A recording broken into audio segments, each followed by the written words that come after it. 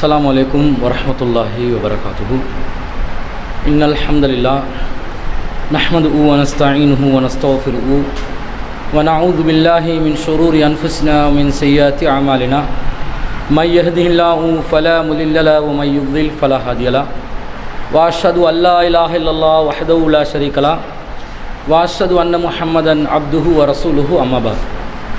அகிலத்தை படைத்து பரிபாலிக்கக்கூடிய எல்லாம் வல்ல அல்லாஹ்வுக்கே புகழ் அனைத்தும். அல்லாஹுவின் சத்திய தூதர் எம் உயிரிலும் மேலான கண்மணி நாயகம் ஸல்லல்லாஹு அலைஹி வஸல்லம் அவர்கள் மீதும் அன்னவர்களை பின்பற்றி வாழக்கூடிய அனைத்து முஸ்லிம்கள் மீதும் எல்லாம் வல்ல அல்லாஹுவின் கருணையும் சாந்தியும் என்னென்னும் நிலவட்டுமாக. அன்பிற்குரிய அல்லாஹுவின் நல்லடியார்களே, த நாலேஜ் அகாடமி சார்பாக பிரதி வியாழக்கிழமை தோறும் இஷா தொழுகையை தொடர்ந்து இஸ்லாமிய குடும்பவியல் என்ற தலைப்பின் கீழே தொடர்ச்சியாக நாம் பயான் நிகழ்ச்சியை நடத்தி வருகிறோம்.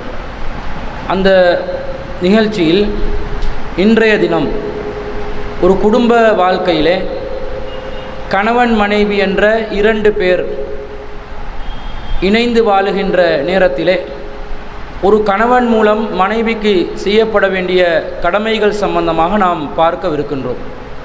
அன்பிற்குரிய அல்லாஹ்வின் நல்லடியார்களே, இஸ்லாமிய மார்க்கம் ஒவ்வொருவரையும் ஒரு குடும்பமாக வாழ சொல்லி வலியுறுத்தி இருக்கிறது. அல்லாஹு ரப்புல் ஆலமீன் திருக்குர்ஆனிலே சொல்லுகின்ற நேரத்தில் வஹுவல்லதி ஹலக மினல் மாஹி பஷரா, மனிதனை நீரிலிருந்து அவன்தான் படைத்தான். ஃபஜஅலஹு நஸபன் வசிஹ்ரா, அவனுக்கு இரத்த உறவையும் திருமண உறவையும் ஏற்படுத்தியுள்ளான் என்று அல்லாஹ் சொல்கிறான். அப்போ மனிதர்களை அல்லாஹு தாலா படைத்ததை பற்றி பேசுகின்ற நேரத்திலேயே அவனுக்கு இரத்த உறவு இருக்குது, திருமணம் என்ற ஒரு உறவு இருக்குது. அந்த உறவுகளோடு சேர்ந்து வாழக்கூடிய ஒரு வாழ்க்கையாகத்தான் மனிதனுடைய வாழ்க்கையை நாம் அமைத்திருக்கின்றோம் என்று அல்லாஹ் சொல்கிறான். ஏனென்றால் இந்த இஸ்லாமிய மார்க்கம் ஒரு இயற்கையான மார்க்கம். இந்த இயற்கையான மார்க்கத்தில் எந்த ஒரு இயற்கைக்கு மாற்றமான அம்சத்தையும் அல்லாஹ் தாலா அமைத்திருக்கவில்லை. இயல்பாக மனிதர்கள் வாழ்வதற்கு எது அவசியமோ அதை அல்லாஹ் தாலா இந்த மார்க்கத்தில் நமக்கு மார்க்கமாக கடமையாக்கி இருப்பதை நாம் பார்க்கிறோம். எனவே இஸ்லாமிய மார்க்கத்தை ஒரு ஃபேமிலி ஓரியன்ட் ரிலிஜன், ஒரு குடும்பத்தை சார்ந்த, குடும்பத்தை மையமாக கொண்ட ஒரு மார்க்கமாக நாம் பார்க்கிறோம். குடும்ப உறவுகளை தாண்டி நமக்கு வாழ முடியாது என்பதையும் நாம் இந்த இடத்துல பார்க்குறோம். நீங்கள் இந்த மார்க்க ரீதியாக இன்னும் விளங்குவதாக இருந்தால், அல்லாஹு ரப்புல் ஆலமீன் ஆரம்பத்தில் மனிதனை படைத்த நேரத்தில் ஆதம் அலைஹிஸ்ஸலாம் என்கின்ற ஒருவரை அல்லாஹ் படைக்கின்றான், முதல் மனிதன். அந்த மனிதனை அல்லாஹு தஆலா எப்படி படைக்கிறான்? களிமண்ணால் படைக்கிறான். களிமண்ணால் மனிதனை படைச்சிட்டு அல்லாஹ் ஹவ்வா அலைஹிஸ்ஸலாத்தை எப்படி படைச்சான்? அதுபோல் களிமண்ணால் அல்லாஹ் படைச்சானா? இல்லை. ஆதம் அலைஹிஸ்ஸலாத்தை ஒரு பகுதி களிமண்ணால் படைத்த மாதிரி ஹவ்வா அலைஹிஸ்ஸலாத்தையும் களிமண்ணால் அல்லாஹ் தஆலா படைச்சிருக்கலாம் தானே? மனிதனுடைய மூலப்பொருள் களிமண் என்று விளங்குது. அப்போ களிமண் என்று வருகின்ற நேரத்தில் ஆதமையும் களிமண்ணால் படைச்சி ஹவ்வாவையும் களிமண்ணால் படைச்சி அல்லாஹ் தஆலா மனிதர்களுடைய உருவாக்கத்தை ஏற்படுத்தி இருக்கலாம். அல்லாஹ் அப்படி பண்ணினானா? அப்படி பண்ணலை. அல்லாஹ் தஆலா என்ன சொல்கிறான்? யா அய்யுவன் நாஸ், மனிதர்களே, இன்னா ஹலக்னாக்கும் யா அய்யுவன் நாஸ் இத்தகு ரப்பக்கும் உள்ளதி ஹலகக்கும் மின் நஃப்ஸின் வாஹிதா, உங்களை ஒரே ஒரு ஆத்மாவிலிருந்து படைத்த உங்கள் இறைவனை அஞ்சுங்கள். ஒட்டுமொத்த மனித குலத்தை பற்றி அல்லாஹ் பேசுகின்ற நேரத்திலும் ஒரே ஒரு ஆத்மா என்று தான் அல்லாஹ் சொல்கிறான். ஆண்களுடைய அந்த படைப்பின் துவக்கமும் ஒரு ஆத்மா தான், பெண்களுடைய படைப்பின் துவக்கமும் அந்த ஒரு ஆத்மா தான். பெண்களுக்கு தனி ஆத்மாவை அல்லாஹ் ஏற்படுத்தி அவங்களிலிருந்து பெண்களுடைய வழித்தோன்றல்கள் அல்லாஹ் ஏற்படுத்துகிற மாதிரி அல்லாஹ் ஆக்கலை. அல்லாஹ் எப்படி அமைக்கிறான் என்று பாருங்கள். ஆண்களுக்குரிய அந்த படைப்பின் துவக்கத்தில் அல்லாஹ் தஆலா பெண் அல்லாஹ் ஆண்களோட ஒரு பகுதியாக அல்லாஹ் ஆக்கி வைக்கிறான். அல்லாஹ் சொல்கிறான் வஹலக மின்ஹா ஸௌஜஹா, அவனிலிருந்து தான் அல்லாஹ் தஆலா அவனுடைய துணையை படைத்தான். அப்போ பெண்களுடைய மூலப்பொருள் எது? படைப்புல மூலப்பொருள் எது? ஆண்கள். ஆண்களிலிருந்து தான் பெண்கள் உருவானார்கள். ஆண்கள் களிமண்ணால் உருவானார்கள். பொதுவாக மனிதர்கள் எனவே களிமண் வருமே தவிர அல்லாஹ் தஆலா பெண் இனத்தை ஆணுடைய ஒரு பகுதியிலிருந்து படைக்கிறான்டா. அல்லாஹ் ஆரம்பத்திலேயே ஆதம் அலைஹிஸ்ஸலாம் ஹவ்வா அலைஹிஸ்ஸலாம் 2 பேரை படைக்கிற நேரத்தில் பால் உணர்வை ஏற்படுத்தி அல்லாஹ் படைச்சானா? ஆண்கள் மீது கவர்ச்சி பெண்களுக்கும், பெண்கள் மீதியான ஒரு கவர்ச்சி ஆண்களுக்கும் என்று அல்லாஹ் ஏற்படுத்துகிறான். இந்த பால் உணர்வு தான் உலகத்தில் ஆண்களையும் பெண்களையும் வேறுபடுத்துகிற ஒரு முக்கியமான அம்சமாக காட்டுறாங்க. அது அடிப்படையே கிடையாது. இஸ்லாம் எப்படி பார்க்குதுன்னு பாருங்கள். படைப்பின் துவக்கத்தில் ஆதம் அலைஹிஸ்ஸலாம் அந்த கனியை சாப்பிட காட்டிலும் அவங்களுக்கு பால் உணர்வு வந்துச்சா? வரலை. ஒரு நிமிஷம், ஆண்கள் இந்த சைடுக்காக கொஞ்சம் பெண்கள் இப்படி வாங்க, எனக்கு இந்த கேமரா ஃபோக்கஸ் பண்ண முடியாமல் இப்படி உங்களை அந்த சைடில் பார்க்கும்போது கேமராவில் நான் எங்கேயோ ஒரு தொலைவாக பார்க்குற மாதிரி இருக்குது. இன்னும் நீங்கள்லாம் எங்கிட்டுக்கு வந்துடுங்க கொஞ்சம். நீங்கள் இங்கே எங்கே சரி ஒரு சாஞ்சிக்கோங்களே. நீங்கள் பெண்கள் கொஞ்சம் எங்கிட்டுக்கு ஆகிடுங்க. ஏண்டா எல்லாம் ஒவ்வொரு தொலைவில் இருக்கு.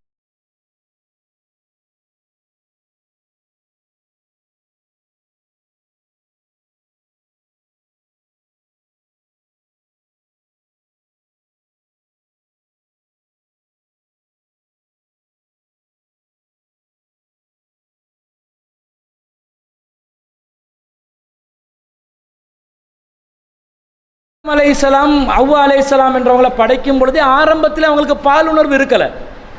தடுக்கப்படுது ஒரு மரம். அந்த மரத்தின் கனியை சாப்பிட வேண்டாம் என்று அல்லாஹ் தஆலா தடுக்கிறான். அந்த கனியை சாப்பிட்ட பிறகுதான் அவங்களுக்கு அவர்களுடைய பால் உணர்வு எல்லாம் வெளிப்படுது. உறுப்புகள் எல்லாம் இலை கொலைகளால் மறைக்க ஆரம்பிக்கிறாங்க. அதுக்கு முன்னாடி அல்லாஹ் தஆலா ஜோடியை படைக்கிறான். ஜோடி என்றா அப்போ பால் உணர்வுக்காகவா, இல்லறத்துக்காகவா? பெண் என்று சொன்னாலே காமத்துக்காகவா? இஸ்லாம் அப்படியா பார்க்குது? இஸ்லாத்துடைய மனிதனுடைய துவக்கம் அதுவா? இல்லை.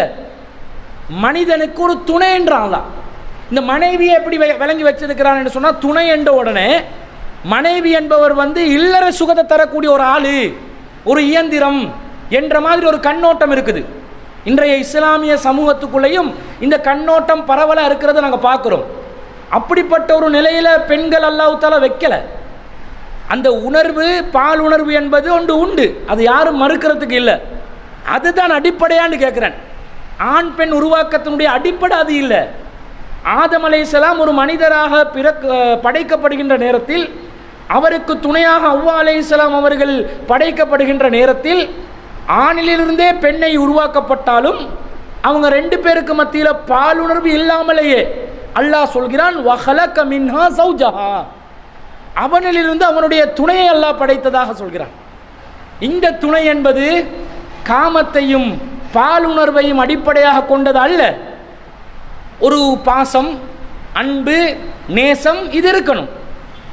சொர்க்கத்தில் ஹவ்வா அலைஹிஸ்ஸலாத்துக்கு துணையாக ஆதம் அலைஹிஸ்ஸலாம் வந்தாங்கன்னு சொன்னால், சார்ஜர் எடுங்க. ஆதம் அலைஹிஸ்ஸலாத்துக்கு துணையாக ஹவ்வா அலைஹிஸ்ஸலாம் வந்தாங்கன்னு சொன்னால் அது தேவையில்ல, பரவாயில்ல இருக்கட்டும்.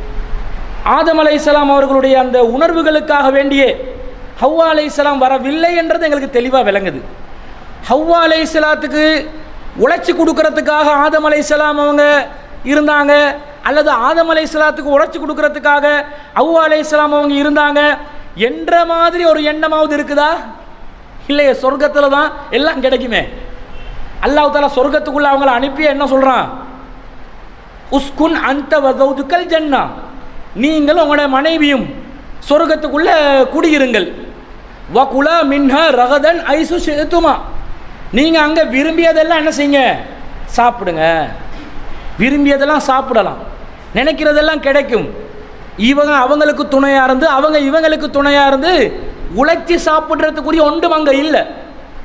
அப்போ சொர்க்கத்தில் எல்லாமே கிடைக்கிற நேரத்திலையும் ஆணுக்கு ஒரு துணையாக பெண் தேவைப்படலை என்று நாங்கள் உலகத்தில் எதெல்லாம் துணைக்கு காரணமாக வச்சிருக்கிறோமோ, அந்த காரணம் எதுவும் செல்லுபடி இல்லாத ஒரு இன்பகரமான, மகிழ்ச்சியான, கஷ்ட நஷ்டம் இல்லாத, துன்பங்கள் துயரங்கள் இல்லாத ஒரு சுவன வாழ்க்கையிலேயே அல்லாஹ் தஆலா என்ன செய்கிறான்? ஹவ்வா அலைஹிஸ்ஸலாத்தை, அதாவது எங்கள் எல்லாத்துலேயும் தாயை, எங்கள் எல்லாத்துலேயும் தந்தைக்கு என்ன செய்கிறான்? அல்லாஹ் துணையாக அமைக்கிறான். என்ன பேசிக், என்ன அடிப்படையில் இஸ்லாம் பார்க்குதுன்னு பாருங்கள். எவ்வளவு தத்ரூபமாக இந்த விஷயம் இருக்குதுன்னு பாருங்கள். அப்போ உடல் அமைப்பை கொண்டதாகவோ, உடல் உறவை கொண்டதாகவோ, உடல் சுகத்தை அடிப்படையாக வைத்ததாகவோ இஸ்லாத்தில் ஆதம் ஹவ்வா என்றவங்களோட அந்த உறவு அமையவில்லை என்றதை நாங்கள் தெளிவாக விளங்கிக் கொள்கிறோம். இது இஸ்லாத்தில் நமக்கு இந்த கணவன் மனைவியை புரிஞ்சு கொள்றதுக்குரிய மிக முக்கியமான ஒரு அடிப்படையாக நாங்கள் பார்க்கிறோம். அடுத்ததாக அன்பிற்குரியவர்களை பாருங்கள், அல்லாஹ் தஆலா சொல்றான், வஹுவல்லதி அன்சாக்கும் மின் நஃப்ஸின் வாஹிதா, அவன் தான் உங்களை ஒரே ஒரு ஆத்மாவிலிருந்து படைத்தான். ஃபமுஸ்தகர்ருன் வ முஸ்தௌதஉன், உங்களுக்குரிய தங்குமிடமும் ஒப்படைக்கப்படும் இடமும் உங்களுக்கு உண்டு. நீங்கள் தங்கி வாழ்கிறதுக்குரிய இடமாகவும் நீங்கள் ஒப்படைக்கப்படும் இடமாகவும் அல்லாஹ் தஆலா உங்களுக்கு இந்த பூமியை அமைச்சு வச்சிருக்கிறான் என்றது அல்லாஹ் சொல்கிறான். ஒரே உறவுலேருந்து நீங்கள் படைக்கப்பட்ட அந்த செய்தி அல்லாஹ் தஆலா சொல்லி கொண்டு இருக்கிறத நாங்கள் பார்க்குறோம். அப்போ கணவன் மனைவி என்றவங்க இந்த அண்டர்ஸ்டாண்டிங்கை முதல்ல உங்களோட உள்ளத்துக்குள்ளே எடுத்துக்கொள்ளணும். எந்த அண்டர்ஸ்டாண்டிங்கை? நீங்கள் யாராக இருந்தாலும் நீங்கள்லாம் உங்களுக்குள்ள உங்களிலிருந்து வந்தவங்க. நீங்கள் எல்லாம் ஒரு சுயநலமான நோக்கத்தோடு ஆண் பெண்ணை பார்க்கக்கூடாது. எப்படி நீங்கள் பார்க்கணும்? ஆண்கள்லேருந்து பெண்கள், பெண்களுக்கு எப்படி பெண்கள் எதுக்காக? துணையாக, ஆணுக்கு துணையாக, ஆணுக்கு ஆறுதலாக, ஆணுக்கு நிம்மதியாக, ஆணுக்கு சந்தோஷத்தை கொடுக்கக்கூடியதாக பெண்கள் அமைய வேண்டும் என்ற அந்த செட்டப்பில் தான் இந்த உலகமே துவக்கப்பட்டிருக்குது. இந்த கன்செப்டை சரியாக புரிந்து கொள்ளாத காரணத்தினால் அடித்து கொண்டு பிடிச்சு கொண்டு சண்டை பிடிச்சு கொண்டு சச்சரவு செஞ்சு கொண்டு கணவன் மனைவி நிம்மதி இழந்து கொண்டு இருக்கக்கூடிய காட்சிகளை நாங்கள் அன்றாடம் பார்க்கிறோமா இல்லையா? இந்த நிலையை தவிர்த்து கொள்வதற்காகத்தான் இஸ்லாமிய மார்க்கம் ஒரு கணவன் மனைவி எப்படி இருக்கணும் என்ற அந்த அடிப்படையை சொல்லுது. அந்த அடிப்படையை நாங்கள் சரியாக விளங்கி நடக்கணும். அன்பிற்குரியவர்களே, இன்றைய தினம் நான் சொல்ல போகிறது கணவன் எப்படி மனைவியோடு வாழணும் என்றது. இதை புரிஞ்சு கொண்டு இதை விளங்கி கொண்டு நம்ம மக்கள் என்ன நினைக்கிறாங்கண்டா, எப்போ பாரு பெண்களுக்கு சார்பாகவே இவங்க பேசுகிறாங்க என்ற மாதிரி நினைக்கிறாங்க. இன்ஷால்லா அடுத்த வாரம் மனைவி கணவனுக்கு என்ன செய்யணும் என்றதை பார்ப்போம். ஆனால் எதை சொன்னாலும் இஸ்லாத்தில் எது உள்ளதோ அதை தான் சொல்கிறோம். இஸ்லாம் எப்படி ஒரு கணவனை ஒரு இடத்துல வச்சிருக்குது, ஒரு தரத்தில் வச்சிருக்குது, அந்த இடத்துல வச்சிருக்கக்கூடியதை நாங்கள் அந்த இடத்துல வச்சு தானே பேசணும். இஸ்லாம் சொன்ன விதத்தில் தானே பேசணும். அந்த அடிப்படையில் இதை நாங்கள் அணுகிறத நீங்கள் புரிஞ்சுக்கொள்ளணும். முதல்ல கணவன் மனைவி என்ற அந்த வாழ்க்கையில் அல்லாஹ் தஆலா நமக்கு விதியாக்குற அடிப்படையான விஷயம் என்னென்று சொன்னால், நீங்கள் நபி ஸல்லல்லாஹு அலைஹி வஸல்லம் ஊடாக ஒரு செய்தி வருது. எப்படி வருது? ரசூல் ஸல்லல்லாஹு அலைஹி சொல்கிறாங்க,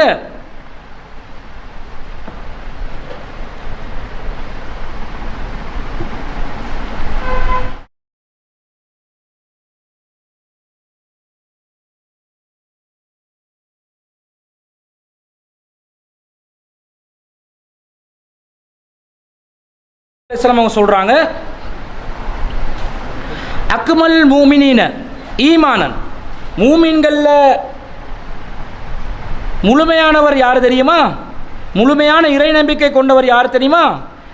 அவர் இறை நம்பிக்கை கொண்டவர்களில் முழுமையான இறை நம்பிக்கை கொண்டவர்கள் யார் என்று சொன்னால், அஹ்சனுஹும் ஹுலுகா, நற்குணங்களில் யார் சிறந்து விளங்குவாங்களோ அவங்க தான் என்று நபி ஸல்லல்லாஹு அலைஹி வஸல்லம் அவங்க சொல்கிறாங்க.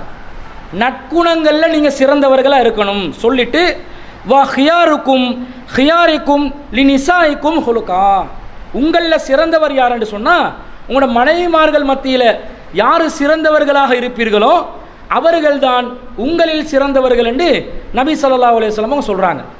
அப்போ மனைவிமார்களில் நாங்கள் சிறந்தவர்களாக இருக்கணும். இதை யாரும் என்ன நினைக்கக்கூடாது, ஒரு கண்ட்ரவர்ஷியலான மேட்டராக நினச்சிடக்கூடாது.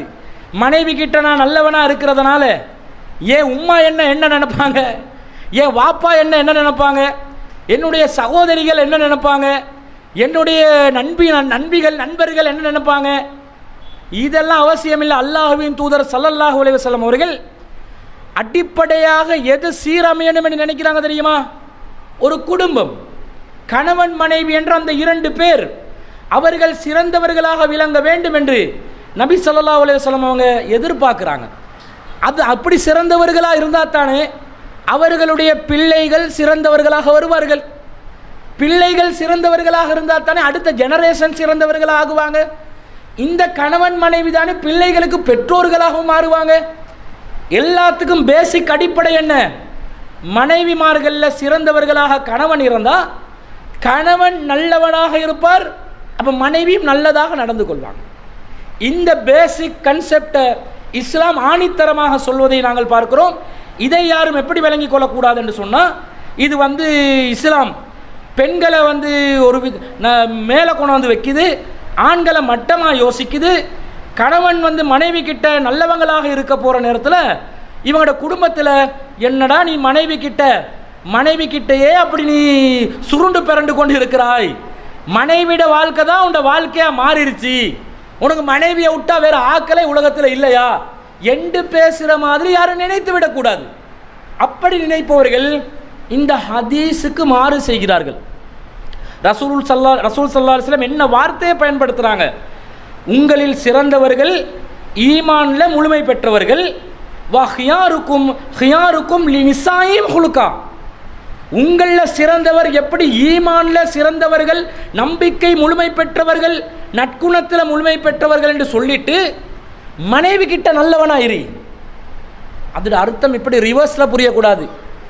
மனைவி வஞ்சவத்தை சொல்லி கொடுப்பா, மனைவி பொறாமையை சொல்லி கொடுப்பா, மனைவி குரோதத்தை சொல்லி கொடுப்பா, மனைவி துரோகத்தை சொல்லி கொடுப்பா, மனைவி அநியாயத்தை சொல்லி கொடுப்பா. அதுக்கும் கணவன் தலையை ஆட்டணும்ன்றது இல்லை. இஸ்லாம் நீதியாக நடக்க சொல்லுது, நேர்மையாக நடக்க சொல்லுது, நிதானமாக நடக்க சொல்லுது. நாங்கள் பக்கச்சார்பு இல்லாமல் நடக்கணும். ஆனால் மனைவியோட நல்லபடியாக நடக்கணும் என்று இஸ்லாம் சொல்லுது. அவர்களுடைய அநியாயங்களுக்கு தலையாட்டி கொண்டில்லை. அநியாயங்களுக்கு தலையாட்டினாலும் மனைவி கிட்ட நல்லவங்களா இருக்கலாம் தானே. உன்னோட உம்மாவை பார்க்காதே, உன்னை கூட பிறந்தவங்களுக்கு நீ ஒன்றும் செய்யாதே, உன் குடும்பத்தோட நீ ஒழுங்காக நடக்காதே, உன் குடும்பத்துக்கு நீ தர்மம் பண்ணாதே, இப்படியும் சொல்லலாம் மனைவி. இந்த சொல்ல கணவன் கேட்டால் கணவன் மனைவி கிட்ட நல்லவராகுவார். இந்த நல்லதை சொல்லலை. இஸ்லாம் பாவத்தை அங்கீகரிக்குமா? அப்படி சொல்லலை.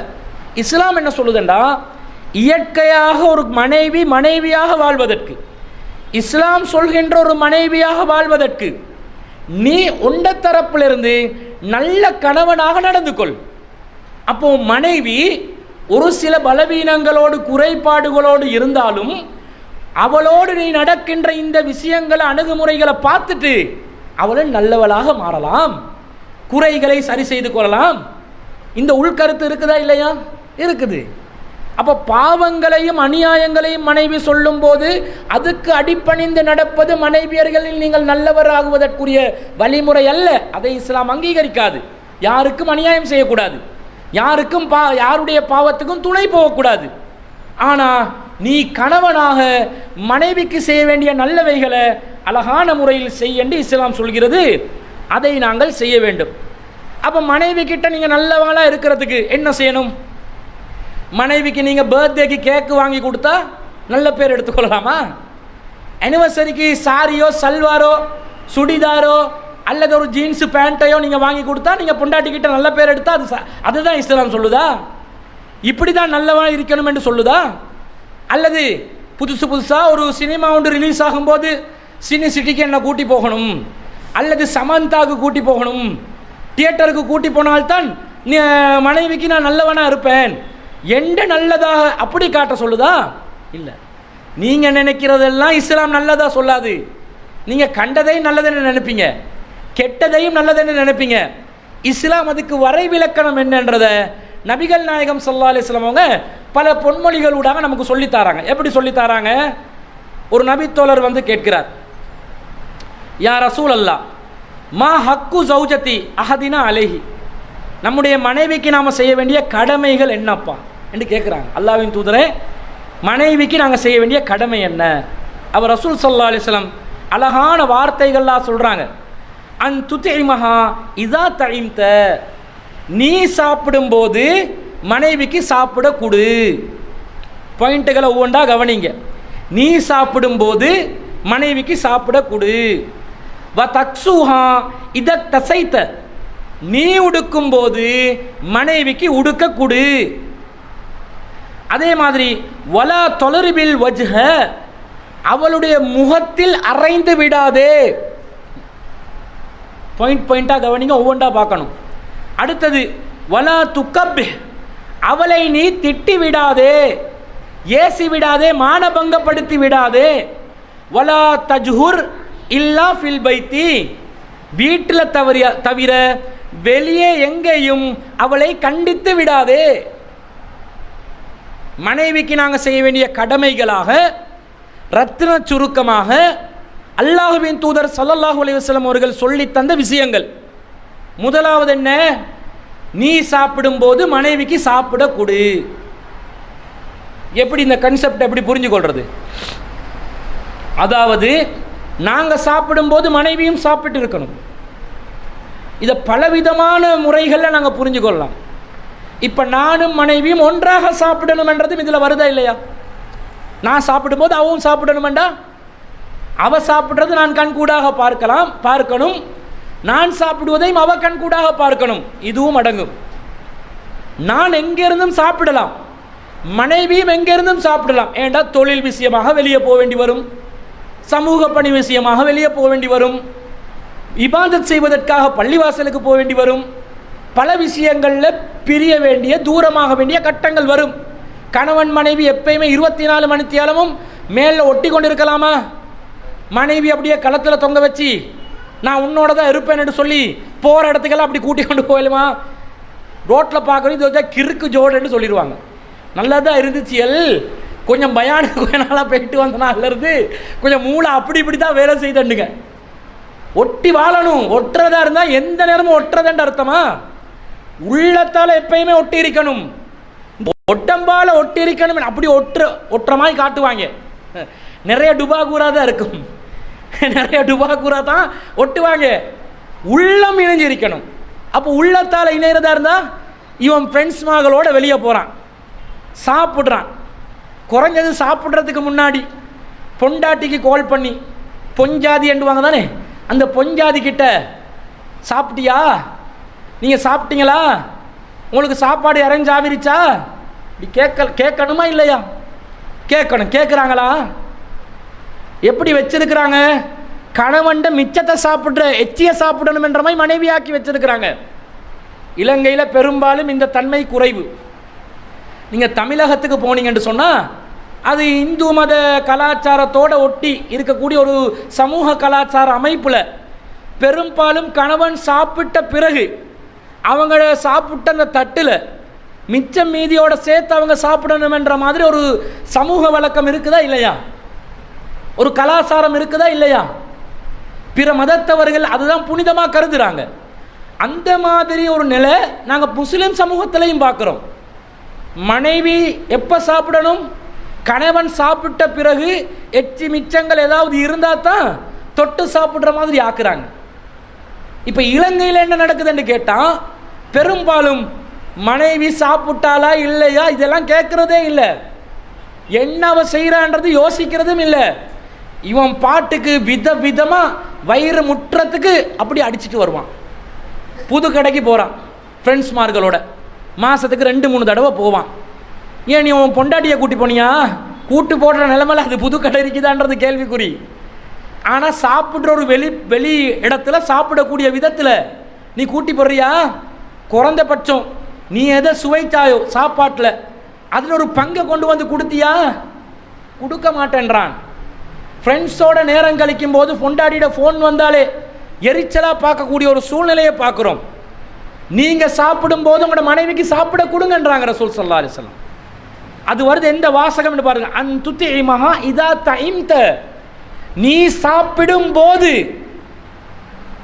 அவக்கு சாப்பாடுக்கு செஞ்சிட்டேன், அவ சாப்பிட்றாலே இல்லையோ தொலைஞ்சு போட்டும், நான் சாப்பிட்டேன் வயிறை நிரப்பிட்டேன் ஏப்பத்தை விட்டுட்டேன்னு இருக்க முடியாது.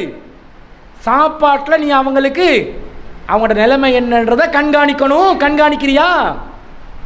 இதில் இன்னும் சில விஷயங்கள் அடங்குது. இவன் சாப்பிட்ற மாதிரி சாப்பாடு கொடுக்கணும். நீ நல்ல பிரியாணியை வயிறு முட்டை அடிச்சுட்டு அந்த பால் சோறையும் தண்ணி சோறையும் மிச்ச மீத உள்ள சோத்தையும் சாப்பிடு என்ற நிலையில் வச்சிடக்கூடாது. நீ வயிறு முட்டை எதை ருசிச்சு சாப்பிட்றியோ அந்த உணவுட தரத்திலிருந்து மனைவிக்கு கொடுக்கணும். கொடுக்கப்படுகிறதா? அப்படி தான் செய்கிறாங்களா? இஸ்லாம் எந்த அளவுக்கு ஒரு கண்ணியமான நிலையில் மனைவியோட நடக்கணும் என்று சொல்லுதுன்றதை பாருங்க. இன்னும் சொல்ல போனால் நீ உன்னோட உணவுக்கு செலவழிக்கிற செலவுக்கு சமமான ஒரு செலவில் உள்ள உணவை உன்னுடைய மனைவிக்கு கொடு. இல்லையா? நீ ஃப்ரைட் ரைஸ் சாப்பிட்டுட்டு அவருக்கு சாதாரண ஒரு ரைஸ் அண்ட் கறியை கொடுத்தண்டா அவன் அதை தான் விரும்பினாண்டா வேற விஷயம். அது விரும்பி கேட்டால் பரவாயில்லை, ஒரே ரேட்டில் போகணுன்றது இல்லை. அவருக்கு இதை சாப்பிட விருப்பம், ஆனால் நீ கொடுக்க மாட்டேன்றியே. சில கணவன்மார்களை பார்த்தா வெக்கமாக இருக்குது. சாப்பிட்றதுக்கு கணக்கு பார்ப்பான், பொண்டாட்டிக்கு செலவு அளிக்கிறதுக்கு வீட்டில் பார்ப்பான். எத்தனை பிள்ளைகள்? 4 பேர். உனக்கு ஒரு பராட்டா, உனக்கு இன்னொரு பராட்டா. பாப்பா எனக்கு முட்டை ரொட்டி, பாப்பா முட்டை ரொட்டி தரையலாது, உனக்கும் பராட்டா. 4 பராட்டா. இவனுக்கு 2 பராட்டா. இவனுக்கு கஞ்ச பயல், இவனும் சாப்பிட மாட்டான். அவனுக்கு 2 பராட்டா, 3 பிள்ளைக்கு 3 பராட்டா, 5 பராட்டா. இதெல்லாம் ஒரு சாப்பாடா? அது உனக்கு வறுமை இருந்தால் அது வேற விஷயம், வறுமையில் எல்லாரும் பங்கு பெறலாம். ஆனால் கஞ்சத்தனம் பண்ணினா கையை விரித்து செலவழிக்க மாட்டான். அனுபவி குழு வஸ்ரபு, உண்ணுங்கள் பருகுங்கள், வலா துஸ்ரிஃபு, வீண் விரயம் செய்யாதீங்க. அடிப்படையான வயிற்று பசியை போக்குறது வீண் விரயமா? அதுக்காக உங்களுக்கு 10,000 ரூபா காசு கொடுத்து காஃபி குடிக்க சொல்லலை. காஃபி என்ற பேரில் பச்சை கசப்பு காஃபியை 8,000 ரூபா 10,000 ரூபாய்க்கு விற்கிற ஹோட்டல் எல்லாம் இருக்கத்தான் செய்து. அந்த வீண் விரயத்தை சொல்லலை. கசக்கும், இனி எந்த சுவையும் இருக்காது. 8,000 ரூபா கொடுத்துட்டோமே என்று வயிறு பற்றி அதை குடிக்கிறது. 25,000 ரூபாய்க்கு நண்டு கறி சாப்பிட்றது. 25,000 ரூபாய்க்கு நண்டு கறி சாப்பிடணுமா? நீ உனக்கு வசதி இருந்தால் சாப்பிட்டுக்கோங்க. வீண் விரயத்தில் அடங்க. உங்களுக்கு வசதி இருக்குமெண்டா அவங்களோட தரத்தில், அவங்களோட பொருளாதார நிலையில் அது வித்தியாசப்படலாம். ஆனால் நீ சாப்பிட்றத கொடு மனைவிக்கு. இதை செய்கிறாங்களா? பெரும்பாலும் செய்வதில்லை. நீங்கள் அதுக்கு என்ன தர்பியத்தை பண்ணணும் என்று சொன்னால், குடும்பத்தோடு சேர்ந்து ஒரு பிரேக்ஃபாஸ்ட்டையோ டின்னரையோ, லஞ்ச் பெரும்பாலும் மிஸ் ஆகிரும். ஏன்னா வெளியே போயிடுவீங்க. குறைந்தபட்சம் பிரேக்ஃபாஸ்ட் எல்லாம் வீட்டில் இருப்பீங்க. பிரேக்ஃபாஸ்ட்டு மிஸ் ஆனால் பிள்ளைலாம் ஸ்கூலுக்கு போகுது, வாப்பாவும் வேலைக்கு நேரத்தோடு போயிடுவார். பெரும்பாலும் கொழும்பில் நிறைய பேருக்கு பிரேக்ஃபாஸ்ட்டு இல்லை, கேஸ்ட்ரிக் தான், பிரேக்ஃபாஸ்ட் எல்லாம் கிடையாது. அப்போ டின்னருக்கு வயிறு முட்டை அடிக்கிறது என்ற பேரில் அப்படி டின்னர், அது ஹெல்த்தியும் இல்லை. சரி, அப்படியே சாப்பிட்றதா இருந்தால் அந்த டின்னரையாவது ஃபேமிலியோடு சேர்ந்து சாப்பிடுங்க. ஃபேமிலியோடு சேர்ந்து சாப்பிட்ற மாதிரி ஆக்குங்க. ஒரு பிள்ளை சொல்லும், வாப்பா எனக்கு பசியில், வா வா வந்து உட்காரு. எல்லாரும் சேர்ந்து சாப்பிட்ற பழக்கத்தை இல்லாமல் கொள்ளக்கூடாது. ஒருவேளை சாப்பாடாவது எல்லாரும் சேர்ந்து சாப்பிடுவோம். ஒன்றும் சொல்லும், எனக்கு இன்றைக்கிட்ட சாப்பாடு பிடிக்கல, இங்கே வா, அல்லாஹ்க்கு துவா செய், நன்றி செலுத்து, தந்த உணவு ரிசுக்குக்கு அல்லாஹ்க்கு நன்றி செலுத்து, பிஸ்மில்லான்னு சாப்பிடு. இந்த பழக்கத்தை கொண்டு வரணும். மெஷின் மாதிரி ஆயிடக்கூடாது. நீங்கள் விதிவிலக்குகள் நடக்கலாம், இழுத்துத்தான் ஆகணும். வராத பிள்ளைக்கு பெரம்பு எடுத்து அடித்து உட்கார வைக்கக்கூடாது. நீங்கள் ஃபேமிலியாக இருக்கும்போது நீங்கள் கணவன் மனைவி ஒன்றாக சேர்ந்து சாப்பிட்ற பழக்கத்தை உண்டு பண்ணினால்தான் பிள்ளைகள் பார்ப்பாங்க, எல்லாரும் ஒன்றா சாப்பிட்றோம். இதை இன்னும் கொஞ்சம் அட்வான்ஸ் பண்ணலாம். ஒரே தட்டில் கணவன் மனைவி சாப்பிடலாம். சாப்பிட்றீங்களா? ஒரே தட்டில் ஒரு தட்டுன்னா பெரிய 6 பேர் உட்கார்ற சகானை வச்சு அந்த தொங்கலை நீ இந்த தொங்கலை நான் இல்லை. அதாவது ஒரு தட்டில் சாப்பிட்ற மாதிரி. ரசூல் ஸல்லல்லாஹு அலைஹி வஸல்லம் ஆயிஷா ரலியல்லாஹு அன்ஹா பெரும்பாலும் ஒரு தட்டில் சாப்பிடுவாங்க. ஏன்னா அவங்களோட கை வீரல்கள் எல்லாம் படும், சமையல்லாம் அந்த சாப்பிடும்போது கை வீரல்கள் படும் என்ற மாதிரியெல்லாம் வரும். அப்போ என்ன இதில் விளங்குறோம்? அந்த இணைப்பை கொண்டு வர்றதுக்குரிய, சந்தோஷத்தை கொண்டு வர்றதுக்குரிய ஒரு வழிமுறையாக இருக்குது. இதை உங்களோட ஃபேமிலிகளில் நீங்கள் அப்ளை பண்ணுங்கள். இதை பெரும்பாலும் கிறிஸ்தவ குடும்பங்களில் நீங்கள் பார்ப்பீங்க. அவங்க உணவு உண்ணும்போது அப்படி ஒரு டேபிள், அப்படியே டின்னர் டேபிளை அரேஞ்ச் பண்ணுவாங்க பாருங்கள். மெழுகு திரியை பற்ற வைப்பாங்க பாருங்கள். மெழுகு திரி அவங்க மார்க்க ரீதியாக, அவங்க மத ரீதியாக செய்கிறது நமக்கு அவசியம் இல்லை. ஆனால் உங்களுக்கு புரியறதுக்காக சொல்கிறேன். மெழுகு திரியை பற்ற வச்சு எல்லாரும் டேபிளில் இருந்து முதல்ல என்ன செய்வாங்க? Prayers to God என்றுவாங்க.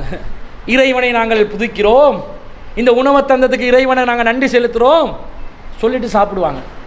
நீங்கள் நன்றி செலுத்துறீங்களா? யார் நன்றி செலுத்தணும்? உண்மையான இறைவனை விசுவாசித்து கொண்டு இருக்கக்கூடிய நாங்கள் எல்லாரும் உட்காந்து அப்படி அஹ்லாக்கா இருந்து கண்ட மாதிரி சாப்பிடக்கூடாது. நம்ம வீடுகளில் அஹ்லாக்கா உட்காந்து எல்லாரும் ஒரு டைனிங் டேபிளையோ அல்லது தரையிலையோ ஒரு பாயிலையோ அழகாக எங்களோட உணவு தட்டுகளை வச்சு பிஸ்மில்லா, எங்களுக்கெல்லாம் தனித்தனியாக வணக்கம் செய்ய சொல்லலை, சின்ன சின்ன வழிமுறைகள் தான். பிஸ்மில்லா என்று சொல்லிட்டு மனசால் எல்லாரும் சொல்ல வைக்கணும். எல்லாம் பிஸ்மில்லா சொல்லு, பிஸ்மில்லான்னு சொல்ல வச்சுட்டு அல்லான்னு அந்த சாப்பிட்டு எல்லாம் முடிச்சுட்டு எல்லாரும் அந்த தட்டு வலித்து சாப்பிட்ற தட்டை வலித்து வேற சாப்பிட சொல்கிறாங்க ரசூலுல்லாஹ். ஏன்னா எந்த பகுதியில் பரக்கத்து இருக்குமோ தெரியாது, வலித்து சாப்பிடுங்கன்றாங்க. சாப்பிட்டுட்டு நீங்கள் என்ன செய்யுங்க, அல்ஹம்துலில்லாஹ்னு அல்லாஹ்வை புகழ்ந்துட்டு அந்த இடத்த விட்டு எந்திரிங்க என்ற மாதிரி சொல்கிறாங்க தானே. இந்த வழிமுறையில் நாங்கள் செய்கிறோமா? இது பொண்டாட்டி என்ன சொல்லுவா, எனக்கு இப்போ பசி இல்லை, அவங்களுக்கு ஒரே டயட் பிரச்சனை, டயட்டிங், உடம்பு போடுது, இதே கவலை, சாப்பிட்றது இல்லை. மாப்பிள்ளைக்காரன் கேட்டால் நீ சாப்பிட்டியோ இல்லையோ வச்சிரு சாப்பாடு, எனக்கு வயிறு கொதிக்குது என்றுவான். அவன் 2 சட்டி இருக்கிற 3 சட்டி இருந்தால் 2.5 சட்டி அவன் பெரட்டி விட்டுருவான். பிள்ளையில கேட்டால் நான் அந்த நேரத்தில் சாப்பிட்றேன், நான் இந்த நேரத்தில் ஒரு ஒழுங்கு இருக்குதா? இந்த ஒழுங்கை உருவாக்குறதுக்காகவே ரசூலுல்லாஹ் சொல்கிறாங்க, நீ சாப்பிடும்போது அவக்கு சாப்பிடக்கூடு. இதை பார்க்குறோம். அப்போ சாப்பாடு விஷயத்தில் இந்த தர்பியத்தவங்களோட ஃபேமிலிகள் என்ன செய்யணும், ஒரே அடியாக கொண்டு வரலாம். இப்போ இன்றைக்கி இரவில் போயிட்டு எல்லாரும் உட்காருங்கள், எல்லாரும் கோடை ப்ரே பண்ணுங்க, பிஸ்மில்லா சொல்லுங்கண்டா வீட்டில் பயானுக்கு வராதவங்க இப்படி பார்த்துருவாங்க என்ன நடக்குது இங்கேண்டு. படிப்படியாக அவங்களோட குடும்பத்துக்குள்ள இஸ்லாமிய வழிமுறை பிரகாரம் உங்களுடைய உணவு முறைகளை கொண்டு வாங்க. ரசூல் ஸல்லல்லாஹு அலைஹி சொல்கிறாங்க, வ தக்ஸுஹா இதக் தசைத்த, நீ உடைகளை அணியும் போது அவளுக்கும் உடை அணிய வை அப்படின்றாங்க. அதாவது நாங்கள் ட்ரெஸ் போட்டால் தான் அவங்க ட்ரெஸ் போடணும்ன்றது இல்லை. எங்களுக்கு நாங்கள் ட்ரெஸ் எடுத்தா, புதுசாக நாங்கள் ட்ரெஸ் எடுத்தோம்டா அவங்களுக்கு என்ன செய்யணும், ட்ரெஸ் எடுத்து கொடுக்கணும். இதென்ன கொஞ்சம் கூடுதலாக பெண்களோட சைடில் தான் ட்ரெஸ் நிறையா இருக்கும் பீரோவில், மாறி தான் நடக்கும். நாங்கள் ட்ரெஸ் எடுக்கிறோமோ இல்லையோ அவங்களுக்கு ட்ரெஸ் எடுத்துருவாங்க. நல்ல சீத்த புடவை இல்லை, நல்ல புடவை ஒன்று வந்துச்சு, நல்ல சிந்தட்டிக் மெட்டீரியலு, கொட்டன் மெட்டீரியலு, அந்த பேர் இந்த பேருன்ற ஒவ்வொரு பேரில் வரும். பேர்கள் ஞாபகத்துக்கு வருது இல்லை, பயான் நேரத்தில் வருது இல்லை, சும்மா நேரத்தில் வந்துடும். அப்போ ஒவ்வொரு பேரை சொல்லி மெட்டீரியலாக வாங்கி வீட்டுக்கு பக்கத்தில் தையல்காரி ஒன்று இருந்தாண்டு வைங்க, அவ்வளவுதான் கதை. மாப்பிள்ளை இருந்து முடிஞ்சு தச்சி பீரோ நிறைய அடிக்கிட்டு சொல்லுவா, எனக்கெண்டா அவ்வளோ பெருசாக உடுப்பே இல்லைண்டுவான். இது நடக்குது. ஆனால் அவங்க எடுத்து தைக்கிறாங்களோ இல்லையோ அவங்களுக்கு இருக்கிற ஒரே சுகம் அது தானே, ஒரு ட்ரெஸ்ஸை தச்சு உடுக்கிறது தானே. நீங்கள் என்ன எந்த நேரமும் வெளியவா கூட்டிகிட்டு போகிறீங்க, அவங்கள விதவிதமாக உடுத்து அலங்கரிக்க வைக்க, வீட்டுக்கு ஒரு புடவை, கொட்டன் புடவை எடுத்து தச்சு உடுக்க போகிறாங்க, உடுக்க வச்சுருங்க. அவங்க வாங்கி உடுக்கிறாங்களோ இல்லையோ, ரசூலுல்லாஹ் உங்களுக்கு தந்த ஆர்டர் என்ன தெரியுமா, நீங்கள் உடை அணியும் போது அவங்களுக்கு உடை அணிய வைக்கணுமெண்டா, நீங்கள் உங்களுக்கு புதுசாக ஒரு ட்ரெஸ் எடுத்தீங்கன்னு வைங்க, அவங்களுக்கு சேர்த்து தான் எடுக்கணும். அப்படியா எடுக்கிறீங்க? நீங்கள் டெனிம் ஒன்று எடுப்பீங்க, ட்ரௌசர் பேண்ட் எடுப்பீங்க, அல்லது இந்த ஒரு ஷர்ட் எடுப்பீங்க, ஒரு டிஷர்ட் எடுப்பீங்க, ஒரு பெல்ட் எடுப்பீங்க, ஒரு பர்ஸ் எடுப்பீங்க. இதெல்லாம் ட்ரெஸ்ஸில் எக்ஸ்ட்ரா ஃபிட்டிங்ஸோடு சேர்ந்து வர்றது. அது எடுக்கும் போதெல்லாம் நீங்கள் பர்ஸ் எடுக்கும்போது உங்களோட மனைவிக்கு பர்ஸ் எடுத்து கொடுப்பீங்களா? செருப்பு எடுக்கும்போது மனைவிக்கு செருப்பு எடுத்து கொடுப்பீங்களா? மாட்டீங்க. நீங்கள் புதுசாக ட்ரெஸ் எடுக்கும்போது இறை தூதர் சொல்லிவிட்டார்கள், நான் அணியும் போது அவளை அணிய வைக்கணும். அதாவது என்ன அர்த்தம், எல்லாம் உடுத்து தான் நிற்க போகிறோம், ட்ரெஸ் எடுக்கும்போது அவங்களுக்கு எந்த ஒரு பங்கு கொடுக்கணும். இந்த மனோநிலையை நீங்கள் உருவாக்கி கொள்ளுங்கன்றாங்க ரசூல் ஸல்லல்லாஹு அலைஹி வஸல்லம். இதை நீங்கள் கடைப்பிடிக்கிறீங்களா? பெரும்பாலும் நம்ம ஆக்கள் பெருநாளைக்கு ட்ரெஸ் எடுக்கும்போது கணவன் மனைவி குழந்தை குட்டிகளுக்கு எல்லாம் சேர்த்து எடுப்பாங்க. ஆனால் ஏனைய நாட்களில் ஆண்கள் ட்ரெஸ் எடுக்கும்போது பெண்களுக்கும் சேர்த்து ட்ரெஸ் எடுத்து கொடுக்குறாங்களா என்றதை கவனிங்க. நீங்கள் பாட்டுக்கு அழகழகாக ட்ரெஸ்ஸு அணிஞ்சு செல்லுவீங்க. அவங்க உங்களுடைய ட்ரெஸ்ஸில் எப்படி அவங்களோட கண்ணோட்டம் வருமெண்டா, இவன் பாட்டுக்கு புதுசாக உடுத்து போகிறான், எங்களை உடுத்த வச்சு அலங்கரிக்க வைக்கிறானே இல்லை, ஏதோ இன்னொரு கல்யாணத்துக்கு தயாராகிறானோ தெரியாது. இப்படி தான் அவங்களோட மைண்டு ஓடும். பெண்கள் இப்படி தான் சிந்திப்பாங்க பெரும்பாலும். நீங்கள் ட்ரெஸ் எடுக்கும்போது அவளுக்கு சேர்த்து எடுத்து கொடுங்களே, நம்ம மாப்பிள்ளை நம்ம அலங்கரித்து பார்க்குறதுக்கு விரும்புகிறாரு, நம்முடைய அழகு அவருக்கு இன்னும் தேவைப்படுது, நாங்களும் இன்னும் அழகாகத்தான் தெரிகிறோம் அப்படின்டுவாங்க. நீங்கள் பாருங்கள், நான் பொய் சொல்கிறதா இருந்தால் நீங்கள் பாருங்கள், அவங்க ஒரு ட்ரெஸ்ஸை உடுத்துட்டு ஏய் பசந்தா இருக்குதா கேட்பாங்களா இல்லையா? நல்லா இருக்குதா இந்த ட்ரெஸ்ஸு கேட்டு இல்லையா? கேட்டு இருக்கிறாங்களா இல்லையா? கேட்பாங்க. ஏன் கேட்குறாங்க? அவங்க பார்க்குறாங்க உங்களுடைய கண்ணுக்கு அவங்க அழகாக தெரியணும். அந்த அலங்கும் அலங்காரமும் உங்களுடைய கண்ணுக்கு தெரியுதா இல்லையான்னு பார்க்குறாங்க. நீ எடுத்து கொடுத்ததே பெரிய விஷயம், இதில் பசுந்தா இல்லையா அசிங்கமாக இல்லையா இதை வேறு நான் சொல்லணும். இவங்களுக்கு வேறு வேலை இல்லை. மனசுக்குள்ளால் திட்டி திட்டி நீங்கள் கமெண்ட் பண்ணக்கூடாது. வர்ணீங்க, அழகாக இருக்குது நல்லா இருக்குது, பொய்யா சொல்லிடுவோம் வேணாம். அவன் ஒரு ட்ரெஸ்ஸை செலக்ட் பண்ணி எடுத்துருப்பா, அதை உடுத்து போனால் ஒரு குரங்கு கூட்டம் ஒன்று ரோட்டில் போகிற மாதிரி இருக்கும். அவங்கள கோமாளி ஆக்கிறதுக்காக ரொம்ப அழகாக இருக்குது வா வெளியே வா எல்லோரும் பார்த்து சிரிக்கட்டும் என்றமா ஆக்காமல் சரியான கமெண்ட்டை கொடுங்க. ஏம்மா நீ அழகாக தான் இருக்கிறாய், ஆனால் ட்ரெஸ்ஸு கொஞ்சம் ஒரு மாதிரி பஞ்சர் ஆகின மாதிரி இருக்குது, அதை உடுத்தா ஒரு பெரல் கணக்கில் தெரிகிறாய், கொஞ்சம் ஒல்லியாக தெரிகிற மாதிரி அழகாக ட்ரெஸ் அமைப்பை கொண்டு வா. அதாவது ஃபிட்டாக உடுக்கிறதுன்றது இல்லை, கொஞ்சம் ஒரு ட்ரெஸ்ஸு வந்து அழகாக வச்சுக்கோ, இந்த செலெக்ஷன் நல்லம் இல்லை. எதுக்கு பெரும்பாலும் பெண்கள் எங்களை கூட்டி போகிறாங்க ட்ரெஸ் வாங்குறதுக்கு, அவங்க செலக்ட் பண்ணுவாங்க, அவங்களுக்கு 1000% விளங்கும்.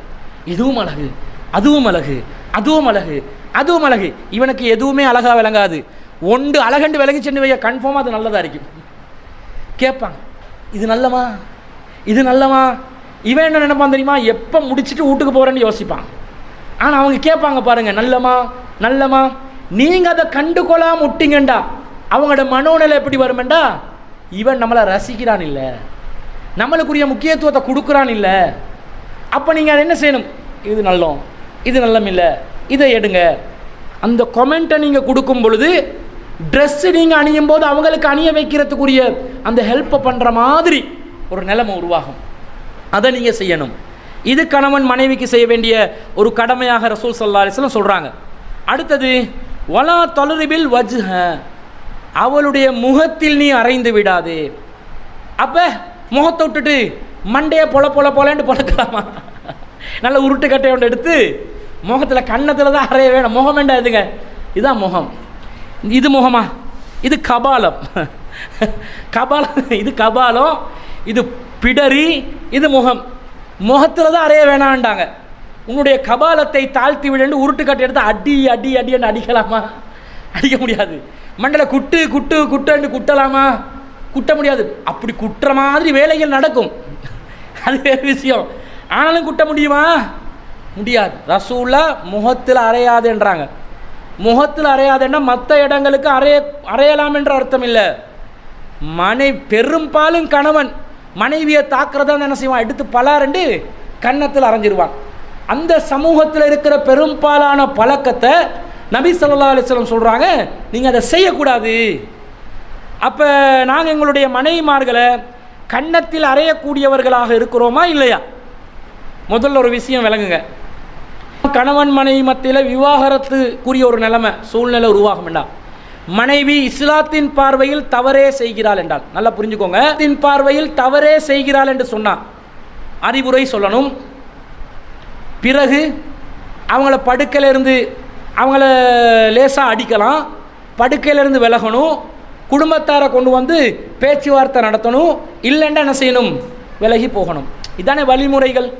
அப்போ லேசாக அடிக்கலாம், அவங்களுக்கு அறிவுரை சொல்லி படுக்கையிலேருந்து ஒதுக்கி திருத்தி பார்க்குறோம். முதல்ல அறிவுரை சொல்லி திருத்தி பார்க்குறோம், திருந்தலை. படுக்கையிலிருந்து ஒதுக்கி திருத்தி பார்க்குறோம், திருந்தலை. லேசாக அடிக்கலாம்னு வருது. இந்த அடிக்கலாம் என்றதை வச்சுக்கொண்டு மனைவிமார்களை தாறுமாறாக அடிக்கணும் என்ற ஒரு முடிவுக்கு வந்துடக்கூடாது. இது எப்போ கடைப்பிடிக்கப்பட வேண்டிய விஷயம் என்றால், மனைவி மார்க்கத்துக்கு முரணாக கணவனுக்கு மாறு செய்து நடந்து கொள்கின்ற நேரத்தில் மூணாவது ஸ்டெப்பாக அறைகிறதை பற்றி பேசப்படுதே தவிர, மனைவி தப்பே செய்கிறாள், இஸ்லாத்தின் பார்வையில் தப்பே செய்கிறாள், அந்த நேரத்தில் அட்வைஸ் எப்போ பண்ணுவோம்? அவள் உண்மையிலே தவறு செய்த பிறகு அட்வைஸ் பண்ணி தவறை செய்ய வேணாம், குர்ஆனில் இப்படி சொல்லப்படுது, ஹதீஸில் இப்படி சொல்லப்படுது, இதை தவறு செய்ய வேணாம், அட்வைஸ். பிறகு கேட்குறா இல்லை, அதே தப்பை செய்கிறா, தவறாகவே நடக்கிறா, எப்போ பார்த்தாலும் சினிமாலே மூழ்கி இருக்கிறா, எப்போ பார்த்தாலும் பிற ஆண்களோடு ஃபோன்லே தொடர்பில் இருக்கிறா. அட்வைஸ் பண்ணுறோம். ஏன்னா டிவோர்ஸுக்குரிய ஒரு வழிமுறை ஸ்டார்ட் ஆகுது. அட்வைஸ் பண்ணுறோம், கேட்குறாள் இல்லை, படுக்கையிலேருந்து ஒதுக்கி அவளை கொஞ்சம் ஓரமாக்கி பார்க்குறோம், அவன் இன்னும் கூட ஃபோன் பேசுகிறான், இதுதான் சான்ஸ் அண்டு சரி வருது இல்லை. இப்போ லேசாக அடிக்கணும், நீ இப்படி பண்ணாதே, உன்னை விவாகரத்து பண்ண வேண்டி வந்துடும், அடிக்கணும். அந்த அடி கூட ரசூல் ஸல்லல்லாஹு அலைஹி சொல்கிறாங்க, அதாவது மனைவி தகுதியற்றவளாகிவிட்டால் டிவோர்ஸுக்கென்று போக வேண்டிய ஒரு நிலைமை வருது. அதில் 3வது கட்டம் தான் அடிக்கிறது. அந்த அடியை கூட ரசூல் ஸல்லல்லாஹு அலைஹி வஸல்லம் சொல்கிறாங்க, கன்னத்தில் அறையாதீர்கள், காயம் ஏற்படும் அளவுக்கு அடிக்காதீர்கள்.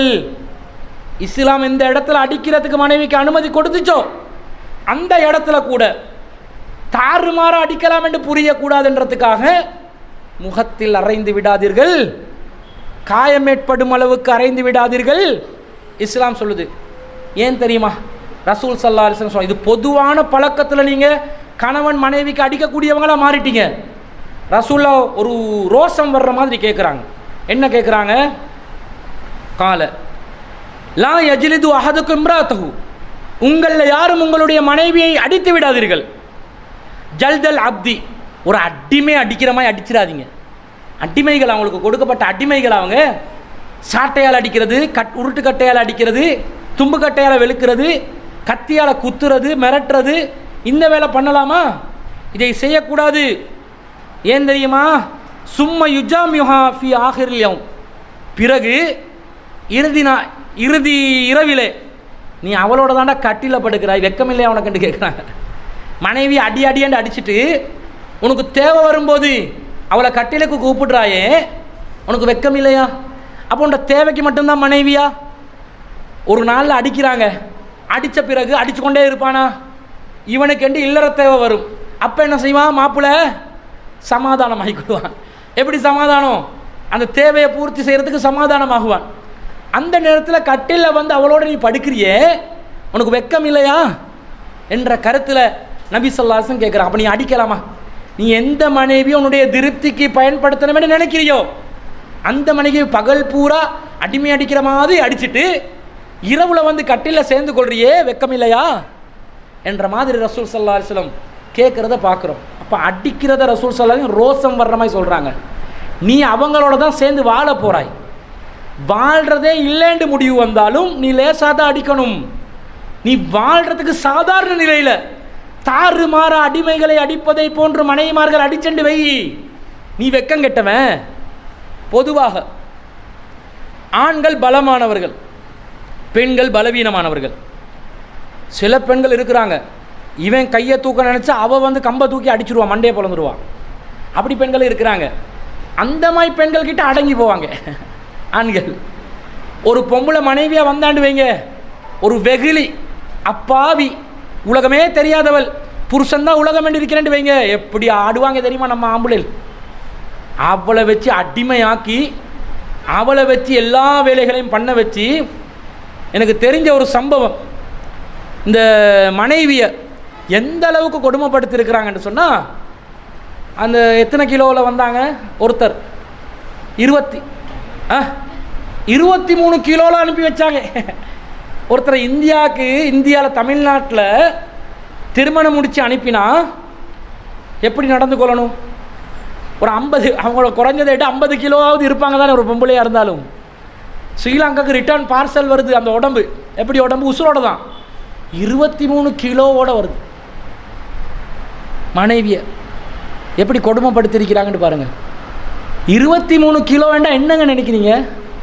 மந்த போஷண லெவலை விட கீழே இருக்கும். எப்படியோ இங்கே வைத்தியர்கள் எல்லாம் என்ன கேட்டாங்க தெரியுமா? முதல்ல ஃப்ளைட்டில் ஏறி எப்படி வந்தாய் என்று கேட்டாங்க. ஃப்ளைட்டில் ஏறி எப்படி வந்தாய்?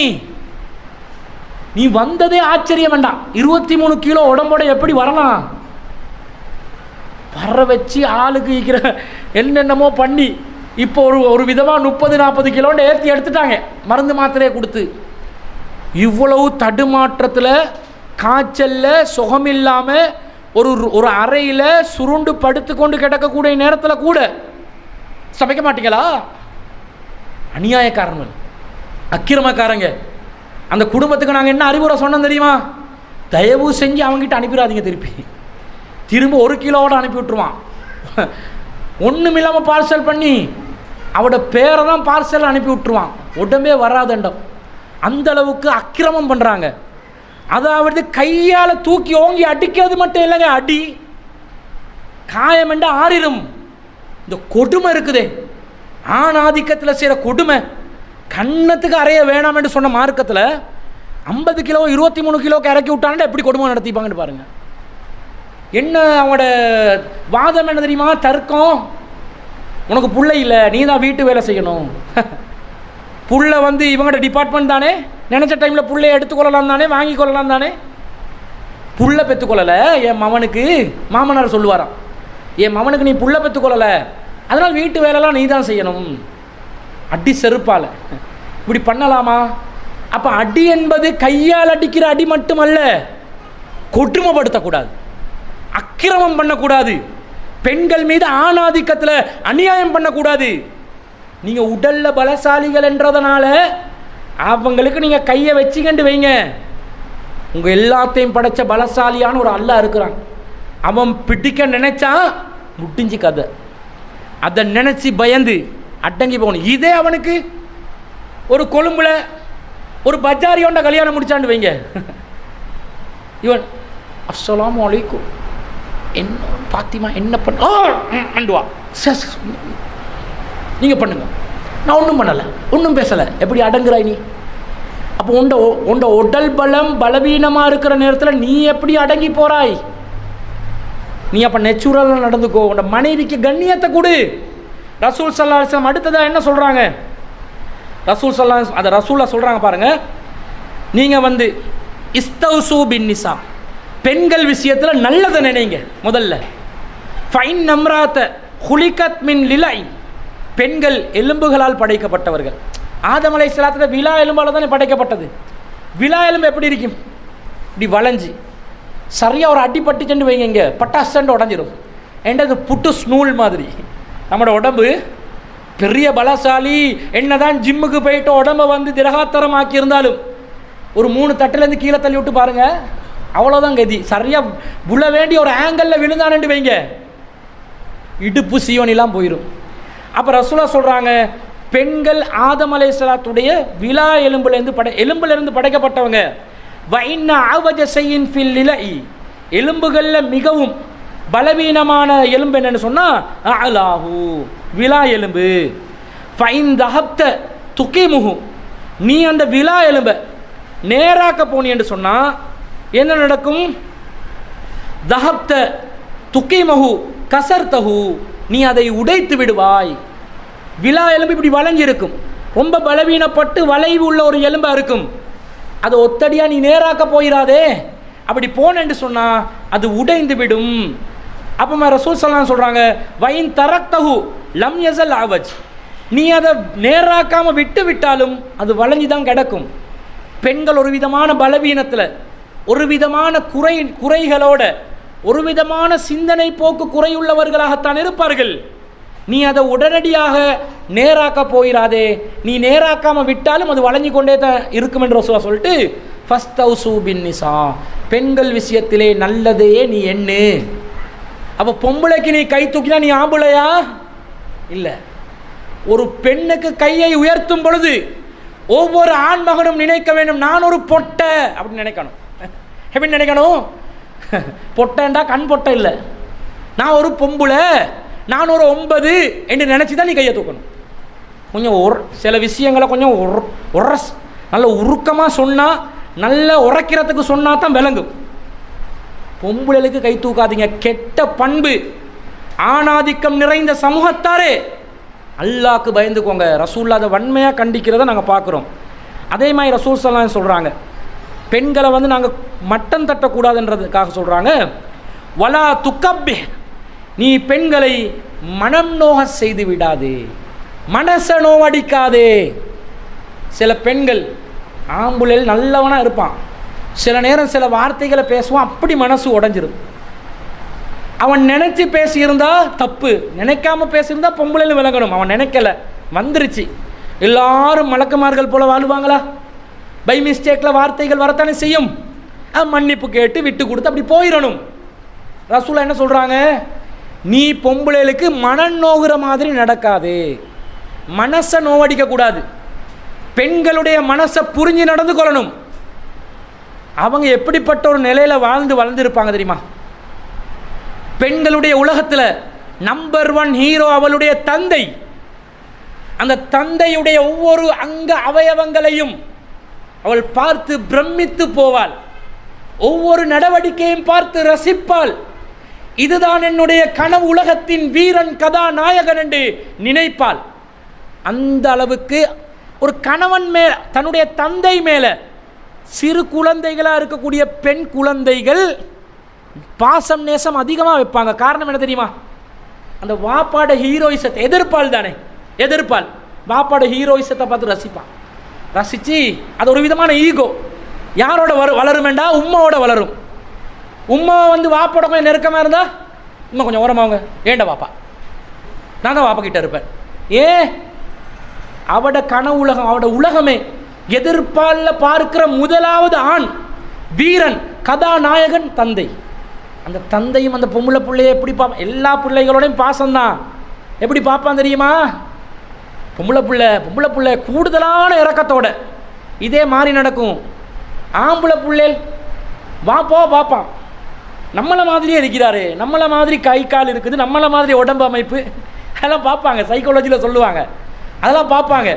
பார்த்துட்டு நம்மளுக்கு வித்தியாசமாக யார் இருக்கிறா உடனே பார்ப்போம், உம்மா தானே வித்தியாசமாக இருக்கிறாங்க, என்ன மாதிரி உடம்பு இல்லை. அங்கே ஒரு கவர்ச்சி. தாயோட அப்படி ஆம்பளை புள்ள ஒட்டும், தாயோட ஒட்டிக்கொள்ளும். இப்போ யார் வில்லன் ஆகிறது? வாப்பா வில்லன். நான் பாசங்காற்ற என்னுடைய தாயோட, என்னுடைய அந்த அந்த பெண் இனத்தை சேர்ந்த அந்த உத்தமியோட இன்னொருத்தன் பாசம் காட்டக்கூடாது. இவனுக்கு ஈகோ வளரும் தாய்க்கு எதிராக, தந்தைக்கு எதிராக. தாய் மீது பாசம், தந்தை மீது ஈகோ வளரும். தாயோடையே ஒட்டி கொண்டு இருப்பான். என்னதான் ஆரம்பத்தில் தெரியாமல் வாப்பா வாப்பா வாப்பான்னு இருந்தாலும் கொஞ்சம் விவரம் தெரிஞ்ச நாளில் எங்கே ஒட்டுவான்? உம்மா உம்மா உம்மாண்டு தானே ஒட்டுறான். காரணம் விளங்குதா? ஈகோ வளருது அவனுடைய உள்ளத்தில். ஈகோ என்றா இது நல்ல ஈகோவாக மாற்றிக்கொள்ளலாம் உளவியல்ல. அது விவரம் சொல்லி கொடுக்கணும். சின்ன வயசுலேருந்து மார்க்கத்தை சொல்லி கொடுக்கணும். அது நல்ல ஈகோவாக மாற்றி விட்டோம் என்று சொன்னால் அவங்க அதை சரியாக அண்டர்ஸ்டாண்டிங் பண்ணி வாழ்க்கை இப்படி தான் இருக்குதோ என்று சொல்லி அண்டர்ஸ்டாண்டிங்கில் போவாங்க. அதுக்கு தான் மார்க்கத்தை சொல்லி கொடுக்கணும். இப்படி இருப்பாங்க.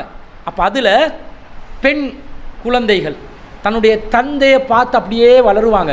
இந்த தந்தையோட கூட அந்த பெண் குழந்தைகளை ஒட்டுற நேரத்தில் தந்தையும் என்ன செய்வான்? கூடுதலான ஒரு கவனத்தை பெண் குழந்தைகள் மீது, என்னத்தை கேட்டாலும் எடுத்து கொடுப்பான், எங்கே கூட்டி போக கேட்டாலும் கூட்டி போவான், எல்லாமே செய்வான்.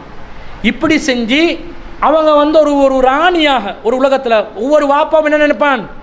என்னுடைய மகள் ஒரு ராணியாக வாழணும், நிம்மதியாக வாழணும், சந்தோஷமாக வாழணும் என்று தான் பெத்தி எடுத்து வளர்த்து நெருப்பை கட்டி கொண்டே வளர்ப்பான். வளர்த்து வளர்த்து வளர்த்து வளர்த்து வளர்த்து ஒரு கட்டமாவினோட வேறு வழி இல்லை, இன்னொருத்தண்ட கையில் கொடுத்து தான் ஆகணும். வந்து எடுப்பான் பாருங்க ஒரு எருமை மாடு. அவன் அடிக்கும்போது அந்த தந்தைக்கு எப்படி இருக்கும்? டேய், நான் வந்து ஒரு பனி கட்டிய கரையை விடாமல் உரைய விடாமல் வளர்த்து கையில் கொண்டாந்து தந்தா நீ கூலிங் ஃப்ரீசரில் வச்சுக்கொண்டு அதை பாதுகாத்து கொண்டு வளர்க்காம அடிப்பியா? மனசை நோவடிப்பியா? ஒவ்வொருத்தரும் யோசிங்க. உங்களோட பொம்பளை பிள்ளைகளுக்கு இது நடக்கும். நீங்கள் உங்களோட மனைவியோட நடந்தீங்கண்டா, நடக்கும்போது நடக்குமெண்டா வாப்பா செய்கிறது பிள்ளைகளுக்குன்றதுக்காக சொல்லலை. அப்படி நடக்கும்போது நீங்கள் யோசிப்பீங்க, நான் என் பொண்டாட்டிக்கு செஞ்சதை என் பிள்ளைகள் இப்படி செய்யும்போது இப்போ வாழ்க்கை இப்போ தான் பார்க்குறேன்டு யோசனை வரும். அப்போ ரசூல் ஸல்லல்லாஹு சொல்கிறாங்க, மனம் நோகுற மாதிரி நடக்காதுண்டா. வாப்பா கிட்ட நினைக்கிறதெல்லாம் கிடைக்கும், கேட்குறதெல்லாம் கிடைக்கும், சந்தோஷம் கிடைக்கும், நிம்மதி கிடைக்கும், ஹீரோயிசம் பார்க்குறேன், அன்பை பார்க்குறேன், பாசத்தை பார்க்குறேன், என்னைய திட்ட மாட்டார், என்னை அடிக்க மாட்டார், தப்பி தவறி அடிச்சிட்டாலும் ரொம்ப பாசத்தோடு வந்து என்னோட செல்லம் கொஞ்சுவார். இதெல்லாம் பார்த்து பார்த்து வளர்ந்த ஒரு பொம்பளை புள்ள கணவன் வந்து கடுமையாக மனசை நோவடித்து திட்டும்போது உடனடியாக அப்படியே மைண்டால் அப்படியே ட்ராப் ஆகிடுவாங்க. அதனால தான் ரசூலா சொல்கிறாங்க, மனம் நோகுற மாதிரி நடக்காதே. நெருப்பு வார்த்தை சிலவங்க இருக்கிறாங்க அப்படி வந்து ஸ்லீப்பிங் செல்ஸ். அவங்க எல்லாம் எப்படி ஸ்லீப்பிங் செல்ஸ்ண்டா குட்டுப்பான் இன்ஜெக்ஷனை பசுந்தான் கொடுக்க வேண்டிய இடத்துக்கு. இப்போ நீங்கள் குடும்பமாக வாழ்கிறீங்க, பலதரப்பட்ட விஷயங்கள் வரும். சில பேர் இருப்பானுங்க சீதனம் இல்லாமல் முடிச்சிருப்பான், ஆனால் இருக்க விடுவானா? சீதனம் கொடுத்தாலும் பரவாயில்லன்னு நினைக்கிற அளவுக்கு தான் வார்த்தையால் வெளுப்பான், வார்த்தையால் நோய்ப்பான். நீ வரும்போது உன்னோட உம்மா வாப்பா உனக்கு சொத்து சுகம் கொடுத்து தான் அனுப்பினாங்களா? இதை கேட்கறதுக்கு நீ சீதனமே எடுத்திருக்கலாமேடா. இதை கேட்குறதுக்கு நீ பேசாமல் சீதனமே எடுத்திருக்கலாமே. சீதனம் எடுத்தவங்க பாருங்க ரொம்ப அடக்கம் ஒடுக்கமாக வாழ்வாங்க. சீதனத்தை எடுக்கிறவங்க, அதாவது எடுத்து கல்யாணம் முடித்தவங்க, சீதனம் எடுத்த பெண்ணினத்தை சேர்ந்த ஆண்கள் இருப்பாங்களே, அவங்க என்ன செய்வாங்கன்னு சொன்னால் மனைவிக்கு ரொம்ப அடக்கம் ஒடுக்கமாக இருப்பாங்க. ஏன் பேசலுமா? அவ சொல்ல ஏண்ட வீட்டில் இருக்கிறாய் பொத்து வாய. ஏன் வாப்பா தந்த பெட்ரூமு, ஏன் வாப்பா அடித்த பெயிண்ட்டும் கூட அடித்து கொடுக்கணுமே சில வீடுகளுக்கு. நீ படுக்கிற கட்டில் ஏண்ட, நீ போகிற பாத்ரூம் டைல்ஸ் ஏண்ட, அதில் அடிச்சிக்கிற பெயிண்ட்டு ஏண்ட, வாட்டர் ப்ரூஃபும் வேண்ட, எல்லாமே நான் கொடுத்தது. அடக்கமாக ஒடுக்கமாக இருக்கணும். இருப்பாங்க, ஒன்றும் பண்ண மாட்டான், ஒரு பிரச்சனையும் இல்லாமல் இருப்பான். ஏன்? மனைவியோட இறக்கத்துக்கு இல்லை, இந்த சொத்து சுகமெல்லாம் போயிடும் என்ற பயம். கேவலங்கெட்ட வாழ்க்கை. அப்போ கணவன் மனைவியோட வாழ்கிற வாழ்க்கையில் அந்த வார்த்தைகளால் நோவிக்கிறது இருக்குதே. நீ என்னத்தை கொண்டு வந்தாய்? நீ வெறுங்கையாக தான் வீசி கொண்டு வந்தாய். உன்னோட வாப்பாவும் இருக்கிற ஒரு பிச்சைக்கார பயல் என்னும் போது இவக்கு மனசு அப்படி கீழே விழுந்துடும். நீங்கள் அவளுக்கு அவளை குறைந்து அவளுக்கு பேசுங்க, அவனோட உம்மா வாப்பாவுக்கு பேசிடாதீங்க. ஏன்டா அவங்களோட உலகம் அது. அவங்களோட உம்மா வாப்பா என்ன கெட்ட பொம்பளை, உனக்கு என்ன கெட்டவளாக இருந்தாலும் பரவாயில்லை. மனைவியுடைய தாய் தந்தை அவளுக்கு தாய் தந்தை. உனக்கு மாமியும் மாமாவும் இருப்பார், மாமனாரும் மாமியாரும். அவளுக்கு தாய் தந்தை தானே, ரெஸ்பெக்டை கொடுக்கணும். பொண்டாட்டி கேச மாட்டான், பொண்டாட்டியை நோவடிக்கணும்னு அங்கே குத்துவான். எங்க உன் உம்மா எப்படி, உன் வாப்பா இப்படி, உன் தம்பி இருக்கிறானே தருதலை உதவாக்கற என்றோடனே இவக்கு நோவும். அவன் உண்மையிலே உதவாக்கறையாக இருப்பான், தருதலையாக இருப்பான். உனக்கு எதுக்கு? நீ உருப்படியானவனா? உன் குடும்பத்தை பட்டியல் போட்டு அவ பேச, ஏண்ட குடும்பத்தை நீ எழுத்தா பார்த்துக்கோ, ஏண்ட உம்மா வாப்பாவை பேசினா பார்த்துக்கோ. ஓண்ட குடும்பம் கடைசியில் யார் திட்டிக் கொள்வாங்க தெரியுமா? அவட குடும்பத்தை இவ இழுக்க, இவட குடும்பத்தை அவ இழுக்க. தேவையா இந்த பொழப்பு? அப்போ குத்தி பேசக்கூடாது, அந்த ஸ்லீப்பிங் செல்ஸ் அடிக்கக்கூடாது. அப்போ நீங்கள் என்ன செய்யணும்? வார்த்தைகளில் கவனமாக. ரசூலா சொல்கிறாங்க, மனசை நோவடிச்சிடாதீங்க, கவனமாக இருங்க.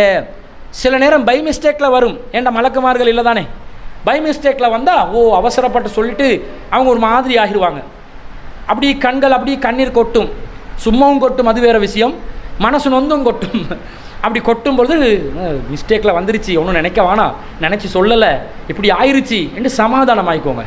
ஏன்னா மனுஷன்ற வகையில் பை மிஸ்டேக்கில் வரும். சில நேரம் திட்டமிட்டும் சொல்லியிருப்பார், சொன்ன பிறகு கொஞ்ச நேரத்தில் யோசிப்பார், கோவத்தில் சொல்லிவிட்டு அப்படி சொல்லியிருக்கக்கூடாது, ஒரு மாதிரியாக இருந்துச்சு, சமாதானமாகிருங்க. ஏன்டா ரசூலா சொல்லிட்டாங்க, உங்களுடைய மனைவிமார்கள்ட மனசை நோவடிக்காதுன்ட்டாங்க. மனசை நோவடிக்காமல் தான் நீங்கள் நடந்து. அதுவும் சுன்னா, அது அல்லாஹ்வின் தூதருடைய கட்டளை. அல்லாஹ்வின் தூதருடைய கட்டளையை நீங்கள் புறக்கணிச்சிட்டு இஸ்லாமிய மார்க்கத்துக்குள்ளே உங்களுக்கு வாழ்ந்து கொண்டிருக்கலாமா? பொம்பளைக்கு அடிமையாகிறீங்கன்ற அர்த்தம் இல்லை, நல்லா புரிஞ்சுக்கோங்க. உங்களுடைய ஆண்மையை நீங்கள் அடகு வைக்கிறீங்கன்ற அர்த்தம் இல்லை, இறை தூதருடைய சொல்லுக்கு கட்டுப்படுறன்ற அர்த்தம். அப்படி மனசை தீர்த்திக்கோங்க. உங்களோட மனசுக்கு நினைக்கி, இவள் சொல்கிறத நான் கேட்குறதா, இவளுக்கு நான் அடிமையாக போகிறதா, இவளுக்கு நான் ஒன்று கொண்டு நிற்காமல் நான் என்னுடைய ஆணாதிக்கத்தை காட்டாமல் இருக்கிறதா, அது எனக்கு குறைவு அப்படி நினைக்க வேணாம். ரசூலா சொன்னாங்க, மனசு ஒன்று அடிச்சிடாதே, அடங்குங்க. அதே மாதிரி நபி ஸல்லல்லாஹு அலைஹி வஸல்லம் சொல்கிறாங்க, வலா தஹ்ஜுர் இல்லா ஃபில் பைத், வீட்டில் தவிர வெளியே நீ அவளை கண்டித்து விடாதே. சிலவங்க வீட்டுக்குள்ளே அடங்கி இருப்பாங்க, மனைவிக்கு உசு புசும் பேச மாட்டான். ஏண்டா உசு புசு பேசினாலும் சாப்பாடு இல்லை, கேன்சல், எல்லா சாப்பாடும் கேன்சல் ஆகிரும். புரியுது தானே? இந்த சாப்பாடு அந்த சாப்பாடு எல்லா சாப்பாடும் கேன்சல் ஆகிரும்ன்றதுனால அடங்கி இருப்பான். இதே அவன்ட உம்மா வந்துட்டு வைங்க, யார்ட மாப்பிள்ளோட உம்மா, மனைவிட மாமியார் வந்த நேரத்தில் இவர் அங்கே போ, இங்கே வா, இங்கே போ, ஒரு நரம்பு எக்ஸ்ட்ராவாக வந்துடும். கொஞ்சம் ரியாக்ஷன் எல்லாம் மாறிடும். கொஞ்சம் எக்ஸ்ட்ராவே அவர் என்ன செய்வார், ஆம்புல என்று காட்டிக்கொள்வார். இந்த மாதிரி கண்டிப்பு வீட்டுக்குள்ளே தவிர வெளியே வைத்து கண்டிக்காதுன்னு சொன்னால், வெளியே போகிற இடத்துலையும் கண்டிக்கக்கூடாது. இவ கடைக்கு கூட்டி போகிறீங்க ஷாப்பினுக்கு, அந்த இடத்துல இவ போனால் வர்றா இல்லை, வக்தியெல்லாம் கலாவி முடிஞ்சு தொழுகை நாசமாக்குற அளவுக்கு கடையில் சீக்கிரமாக வந்துடுங்க, உடனே வாடி கொஞ்சம் அவசரமாக போகணும் வாடி. சில ஆட்கள் இருக்கிறாங்க, சில ஆண்கள் பெரம்ப வச்சு அடிப்பாமா பொண்டாட்டிக்கு.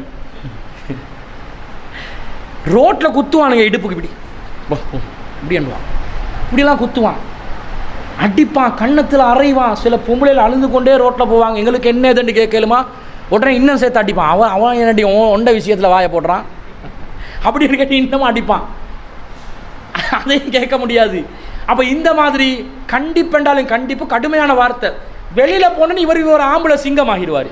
வீட்டுக்குள்ளே அசிங்கம், அது வேறு விஷயம். வெளியில் போனோடனே இவர் பைக்கை முறுக்கு மாதிரி அவருக்கு முறுகி கொண்டு வரும். அவர் தான் மீசை வச்ச ஆம்புலண்ட். அப்போ தான் நினைவு வரும், 4 பேர் முன்னுக்கும் அவர் ஆம்புல, மாப்பிள்ளை அவர் மாப்பிள்ளை ஆகிடுவார், மாப்பிள்ளை. அப்போ இவர் என்ன செய்வார், சாதாரணமாக வீட்டுக்குள்ளே நடக்கிற மாதிரி இப்போ என்ன நல்லதான் இருந்து கொஞ்சம் ஆக்ஷன் எல்லாம் மாறுது, ரியாக்ஷன் எல்லாம் சேஞ்ச் ஆகுது. எதுக்கு ஓவர் ஆக்ஷன் கொடுக்குறான்? பாப்பா நீ வந்து உன் குடும்பத்தில் முன்னாடி இதே மாமியிட வீட்டுக்கு கூட்டி போயிட்டு உம்மாட முன்னுக்கு தண்ணியை கொண்டாந்து வை, அதை கொண்டாந்து வை, இதை பண்ணு, அதை பண்ணு. வீட்டுக்குள்ளே அவன் போயிட்டு பொண்டாட்டிக்கு தண்ணி எடுத்து கொடுப்பான். ஒரு புறையேறினாலும் இவன் தான் போயிட்டு தட்டுன்னு தட்டுவான். மாமியிட வீட்டுக்கு போனா நீ அதை பண்ணு, நீ இதை பண்ணு. இவர் தன்னை வசதி காட்டுறாரு. உன்னோட கண்டிப்பு உண்மையிலே கண்டிக்க வேண்டிய விஷயமா இருந்தாலும் வீட்டுக்குள்ளே தான் கண்டிக்கணும். வீட்டுக்குள்ளே கண்டிக்கிற சொல்ல ஏன்னு சொல்கிறாங்க, மனைவியை அவமானப்படுத்துவது கூடாது. இன்றைக்கு எத்தனை ஆம்புலேல் தன்னுடைய மனைவிமார்களை எத்தனை இடத்துல போயிட்டு அவமானப்படுத்துகிறான். குறிப்பாக மாப்பிள்ளோட குடும்பத்தில் போயிட்டு எனக்கே ஒருத்தி வந்து சேர்ந்தாலே அல்லல்லல்லா அவளோட படுற பாடுறான். அவளுக்கு சமைக்கவும் தெரியா, அவளுக்கு உடுக்கவும் தெரியா, ஒழுங்காக பேசவும் தெரியா. கொஞ்சம் இங்கிலீஷ் பேசி கேளுங்களே அவகிட்ட, ஹவ்வாயுன்னு கேளுங்களே, உளத்துவா பாருங்கன்னு கிக்கின்னு சிரிப்பாங்க. இந்த குடும்பம் சேர்ந்து சிரிக்கும். நீ அவமானப்படுத்துறியா? நீங்கள் உண்மையான ஆண் மக்களாக இருந்தால் அல்லாஹ்வின் தூதருடைய இந்த சொல்லின் பிரகாரம் உங்களுடைய மனைவியை வெளியிடங்களில் நீங்கள் அவமானப்படுத்தக்கூடாது என்றால் அதனுடைய முதலாவது படி, நீங்களும் மனைவியும் உங்களோட 4 செவத்துக்குள்ளே என்னென்ன செய்கிறீங்களோ அதை போயிட்டு வெளியே பேசிடாதீங்க. சிலவனும் என்ன செய்வானுல்லா, கூட்டாளிமார்களோட ஃப்ரெண்ட்ஸ்மார்களோட என் பொண்டாட்டி ஒரு தோதுடா, ஒன்றுமே விளங்காதுடா, கிறுக்கு மூதேவி அது அப்படின்டுவான். பேசுகிறானா இல்லையா? விட்டு கொடுக்குறானா இல்லையா? விட்டு கொடுப்பான். அவருக்கு டெக்னாலஜியும் தெரியா, ஒன்றும் தெரியா, நான் சரியான ஃபித்னா பண்ணுவேன், அவருக்கு ஒன்றுமே விளங்காது, தோது இலவு அப்படின்டுவான். இப்படி நீ மானபங்கப்படுத்தினா நாளைக்கு அவன் என்ன பார்ப்பான், ஓ தோதோ, அப்போ நாங்கள் ஒரு கணக்கு போட்டுக்கொள்வோம். கூட்டாளி வீட்டுக்கெல்லாம் கூட்டி போவார் தானே, அவன் நினைப்பான். ரசூலா சொல்கிறாங்க, மனைவியோட நீ எப்படி இல்லறத்தில் இருக்கிறாயோ உண்ட மனைவியுடைய அங்கு அவயவங்களை கூட நண்பர்கள்கிட்ட போயிட்டு வர்ணிக்காதே. அவன் இப்படி இந்த மாதிரி பாடி ஷேப் இதெல்லாம் சொல்லாதே. அவன் கற்பனை பண்ணிடுவான், அவன் கணக்கில் வந்துடும். இவன் ரசிக்கிறதுக்காகவும் சொல்லக்கூடாது, அவமானப்படுத்துறதுக்கும் சொல்லக்கூடாது.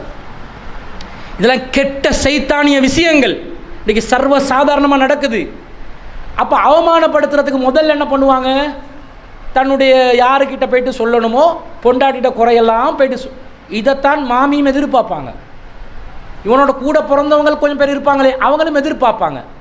அவங்களோட குடும்பம் நாறுண்டு நாறிக்கொண்டு இருக்கும், அது வேற விஷயம். அதெல்லாம் வெளியே போகிறது கூடாதுன்னு நினைப்பாங்க. ஆனால் நானோட பொண்டாட்டி தம்பிட பொண்டாட்டி என்ன மிஸ்டேக் பண்ணுறாங்கன்றத தெரிஞ்சு கொள்கிற ஹவாவுடன் இருப்பாங்க.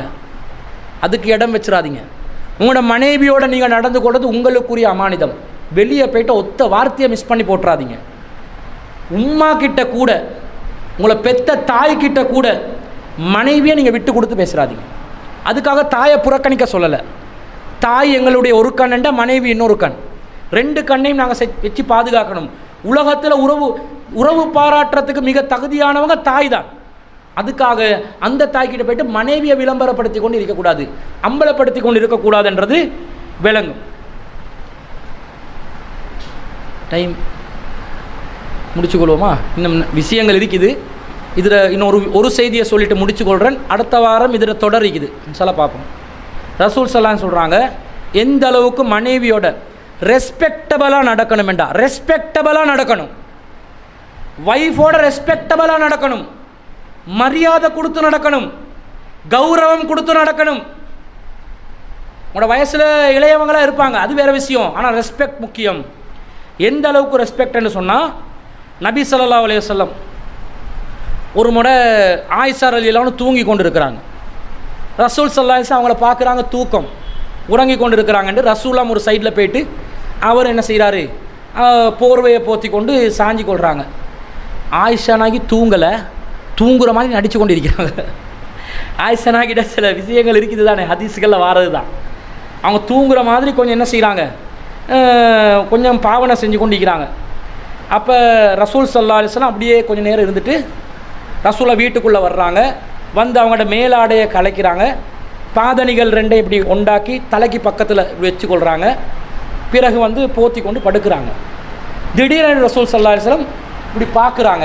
ஆயிஷா ரலியல்லாஹு எப்படி அறிவிக்கிறாங்கன்ற ஹதீஸை, இறை தூதர் ஸல்லல்லாஹு அலைஹி வஸல்லம் நான் தூங்கிறேனா இல்லையான்னு பார்த்தாங்க.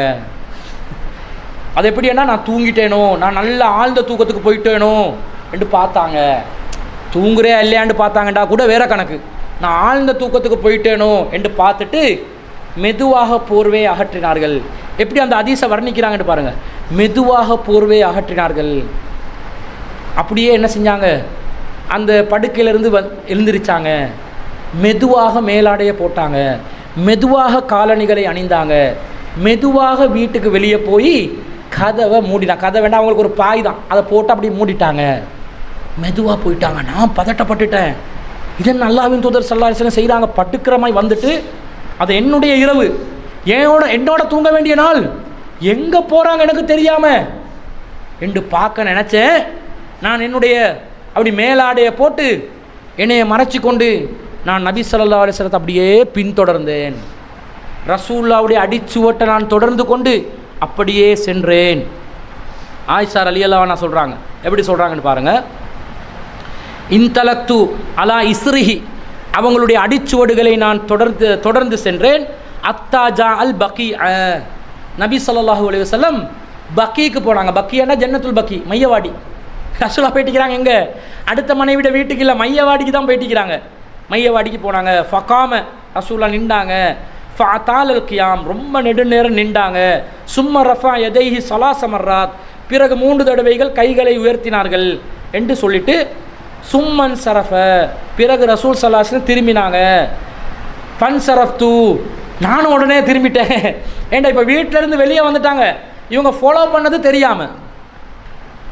கணவன்மார்கள் எங்கே போகிறாங்க வராங்கன்னு எங்கள்ட மனைவிமார்கள் இனி ஃபாலோ பண்ணுறது விஷயமா? அல்லாஹ்வின் தூதரையே ஃபாலோ பண்ணிக்கிறாங்க ரசூல் ஸல்லல்லாஹு அலைஹி வஸல்லம். மனைவி நம்மளோட பெண்கள் கொஞ்சம் இவனை ஃபாலோ பண்ணால் நீ சந்தேகம் என்னையே ஃபாலோ பண்ணுறாய். ரசூல் ஸல்லல்லாஹு அலைஹி வஸல்லம் ஃபாலோ பண்ணி தான் இருக்கிறாங்க. என்ன பண்ண, அதுதான் பெண்களுடைய இயல்பு. ஃபாலோ பண்ணிட்டாங்க. ஃபஅஸ்ரஅது, ரசூல் என்ன பண்ணுறாங்க, ரசூலுக்கு விளங்குது ஏதோ ஒரு எண்ணல் ஒன்று என்னை பின்தொடருது, விளங்கி கொஞ்சம் ஓடுறாங்க. பின்னுக்கால ஓடுற மாதிரி விளங்குது. ஏன்னா ரசூல் ஸல்லல்லாஹு அலைஹி வஸல்லம் ஓட போகல, அதுவும் ஓடுற மாதிரி விளங்குது முன்னுக்கு. ஏன்னா இப்போ பின்னுக்கு ரிட்டர்ன் ஆகிறாங்களே, இவங்க அவசரமாக வீட்டுக்கு போகிறதுக்கு ஓடுற மாதிரி விளங்குது. ரசூலா நடக்கிற மாதிரிக்கும் போது அவங்களும் நடக்கிற மாதிரி விளங்குது. ரசூலா கொஞ்சம் ஓடிங் காட்டுறாங்க. என்னத்துக்கு ஓட வச்சாங்கன்னா மூச்சு வாங்க வைக்க. வீட்டுக்கு போனால் மூச்சு வாங்கும்போது மாட்டிக்கொள்வாங்க தானே, அதுக்கு ஓட வைக்கிறாங்க. அதோட எப்படியோ நான் வந்துட்டேன். ஃபஅஹ்லர்து, அவங்களும் வந்தாங்க, நானும் வந்துட்டேன். ஃபஸபக்துஹு, நான் உடனே அவங்கள முந்தி கொண்டு வீட்டுக்குள்ளே போயிட்டேன். ஃபதஹல்து, நான் அப்படி வீட்டில் போயிட்டு இருந்துட்டேன். அப்போ இவங்க என்ன மூச்சு வாங்குது, இப்போ போர்வையில் படுத்துக்கொண்டு இருக்கிறாங்க.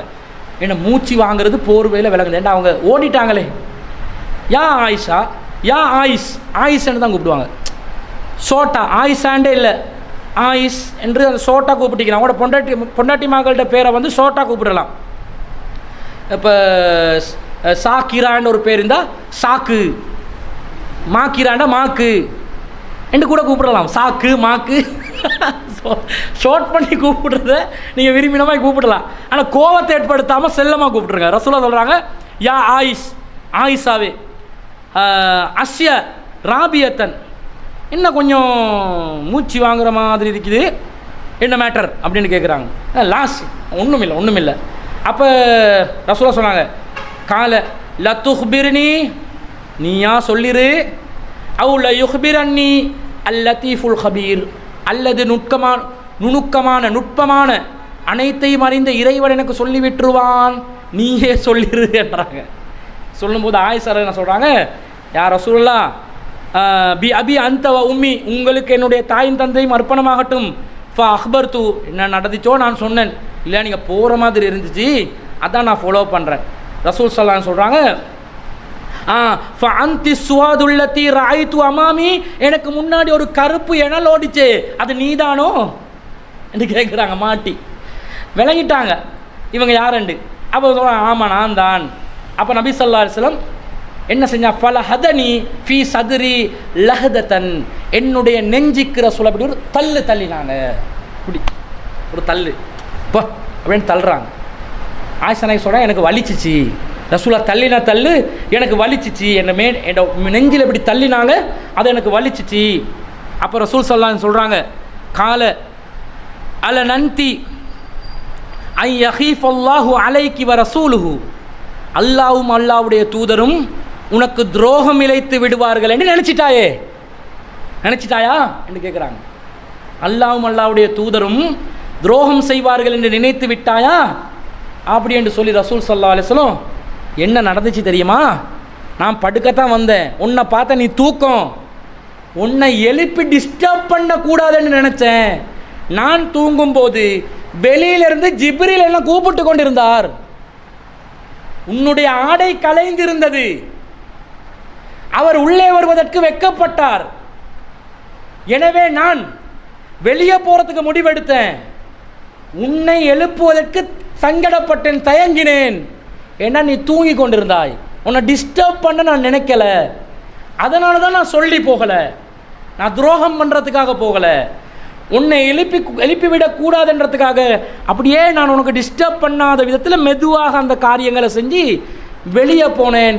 அல்லாஹ் தாலா ஜன்னத்துல் பக்கீல உள்ளவங்க கபருவாசிகளுக்காக நான் பிரார்த்தனை செய்ய வேண்டும் அல்லாஹ்விடத்தில் என்று ஜிப்ரீல் மூலமாக கட்டளையிட்டதனால நான் போனேன், நீ என்னே இப்படி நினச்சிட்டியே அப்படி என்று சொல்லி ஆயிஷா ரலியல்லாஹு சொல்கிறாங்க. ரசூலுல்லாஹ்க்கு கோபம் வருதுன்னா, நான் துரோகம் பண்ணினதா நீ அடுத்த மனைவிட விட்டுக்கு உனக்கு சொல்லாமல் போவேன்னு நினைக்கிறாய் பாரு, அது எவ்வளோ பெரிய தப்புன்றதுக்காக அந்த தள்ளு இப்படி. நீ எதுக்காக ரசூலுல்லாஹ்வே தள்ளி விட்டார்கள் நெஞ்சின் மீது வலி ஏற்படுகின்ற அளவுக்கு, எனவே முகத்தில் அறைய மாட்டேன், இனிமேல் ஏதாவது பிரச்சனை வந்தால் இப்படி ஒரு தள்ளு, இப்படி நினைச்சிடாதீங்க. ரசூலுல்லாஹ் அந்த இடத்துல ஒரு காரியம் சொல்லி விளக்கத்தை சொல்கிறாங்க, கோவத்தை ஏற்படுத்தலை. அப்போ அவங்க அல்லாஹ்வின் தூதரே நான் தப்பாக நினச்சிட்டேன் மன்னிச்சிடுங்கண்டு அந்த விஷயங்கள் நடக்குதுன்னு வைங்களே. ரசூலுல்லாஹ் என்ன சொன்னாங்க, டிஸ்டர்ப் பண்ண நினைக்கல, உன்னுடைய தூக்கத்தை நான் கலைக்க நினைக்கல. எத்தனை மாப்பிள்ளை மகள் கடைப்பிடிக்கிறீங்க? நீங்கள் விடிய காட்டில் ஒரு பயணம் போகணும், விடிய காட்டில் நம்ம ஊரில் வழக்கம் என்னது, எலுமினா டீ குடிக்கணும், மனைவி தூக்கம், நீங்கள் என்ன செய்வீங்க? கொஞ்சம் டீயை ஊற்றி சரி தாங்கவா, இப்படி தூங்கி கொண்டு இருக்கிறீங்க, என்னது டீயை சரி ஊற்றி தாங்கவா, இப்படியா தூங்குறது? இல்லாட்டி கொஞ்சம் சத்தம் போடுவான், வேணுக்கண்டு அவன் குளிச்சுட்டு போகணுமெண்டா அந்த பக்கெட்டெல்லாம் பிறல்ற மாதிரி சத்தத்தை போட்டு எழுப்பி விட பார்ப்பான், அல்லது எழுப்பி விடுறதுக்கு ரெண்டு கக்குவான். இந்த கக்கல் சத்தத்துக்காவது எலும்பட்டுமெண்டு, ஏழாட்டி காலால் உசுப்புவாங்க, இப்படி எலும்பு தூக்கம், கும்பகரண தூக்கம், இப்படியா தூங்குறது? மனைவி என்று சொன்னால் லேட்டாகி தூங்கணும், முன்கூட்டி எழுமணும், இப்படியா படுக்கிறது? படண்டு படுக்கிறது. கடைசியில் இவ்வளோ எக்ஷன் போட்டும் சரி வராட்டி கத்திடுவான், எலும்படி தேத்தனையை சரி ஊற்று தாடி, அதையாவது குடிச்சிட்டு போகிறதுக்கு டிஃபனையாவது ரெடி பண்ண மாட்டாய், டீயை சரி குடிச்சிட்டு போகணும் தாண்டு கத்துவான். டிஸ்டர்ப் பண்ணாமல் உங்களுக்குரிய டிஃபன் தயாராக இல்லை என்றால், காலை உணவு தயாராக இல்லை என்றால், டிஸ்டர்ப் பண்ணாமல் நீங்கள் போயிட்டு இருக்கிறீங்களா இல்லையா? உங்களோட வாழ்க்கையில் கடைப்பிடிச்சிருக்கிறீங்களா? நீங்கள் என்ன நினைக்கிறீங்க தெரியுமா, உங்கள் பொண்டாட்டி உங்களுக்கு டீ ஊற்றி கொடுக்குறது கடமைன்னு நினைக்கிறீங்க. உங்களுக்கு கடமை இல்லை, அவள் விரும்பி செய்கிறதா இருந்தால் அவ டிஸ்டர்ப் பண்ணி பலவந்தமாக அதை எடுக்க இயலாது. நல்லா புரிஞ்சுக்கோங்க. ரசூல் ஸல்லல்லாஹு அலைஹி வஸல்லம் எப்படி டிஸ்டர்ப் பண்ணாமல் நடந்தாங்க? அவ கொஞ்சம் தூங்க விட மாட்டான், அவள் எப்பயுமே மெஷின் மாதிரி எழும்பி கொண்டு இவனுக்கு பணிவிட செஞ்சு கொண்டே இருக்கணும், உபசரிப்பு செஞ்சு கொண்டே இருக்கணும், இவனுக்கு உதவி ஒத்தாசையாக இருந்து கொண்டே இருக்கணும். இப்படி மார்க்கம் சொல்லலை, அவ மதித்து நடக்கணும். இந்த மதிப்பில் ஒன்று தான் அவட சுதந்திரத்துக்குரிய இடத்த கொடுக்கணும். அந்த சுதந்திரத்துக்குரிய இடத்த கொடுத்து அவங்களோட மனசை வெண்டெடுத்து பாருங்க, என்ன பெரிய பிரச்சனை வந்தாலும் உங்களை விட்டு கொடுக்க மாட்டாங்க. இந்த மாதிரி அவங்கள மதித்து வாழணும். இது சம்பந்தமான இன்னும் சில செய்திகள் குர்ஆன் ஹதீஸில் உள்ளது. இன்ஷா அல்லாஹ் அடுத்த வாரங்களில் பார்ப்போம். வாஹிரு தவானா அனில் ஹம்துலில்லாஹி ரப்பில் ஆலமீன்.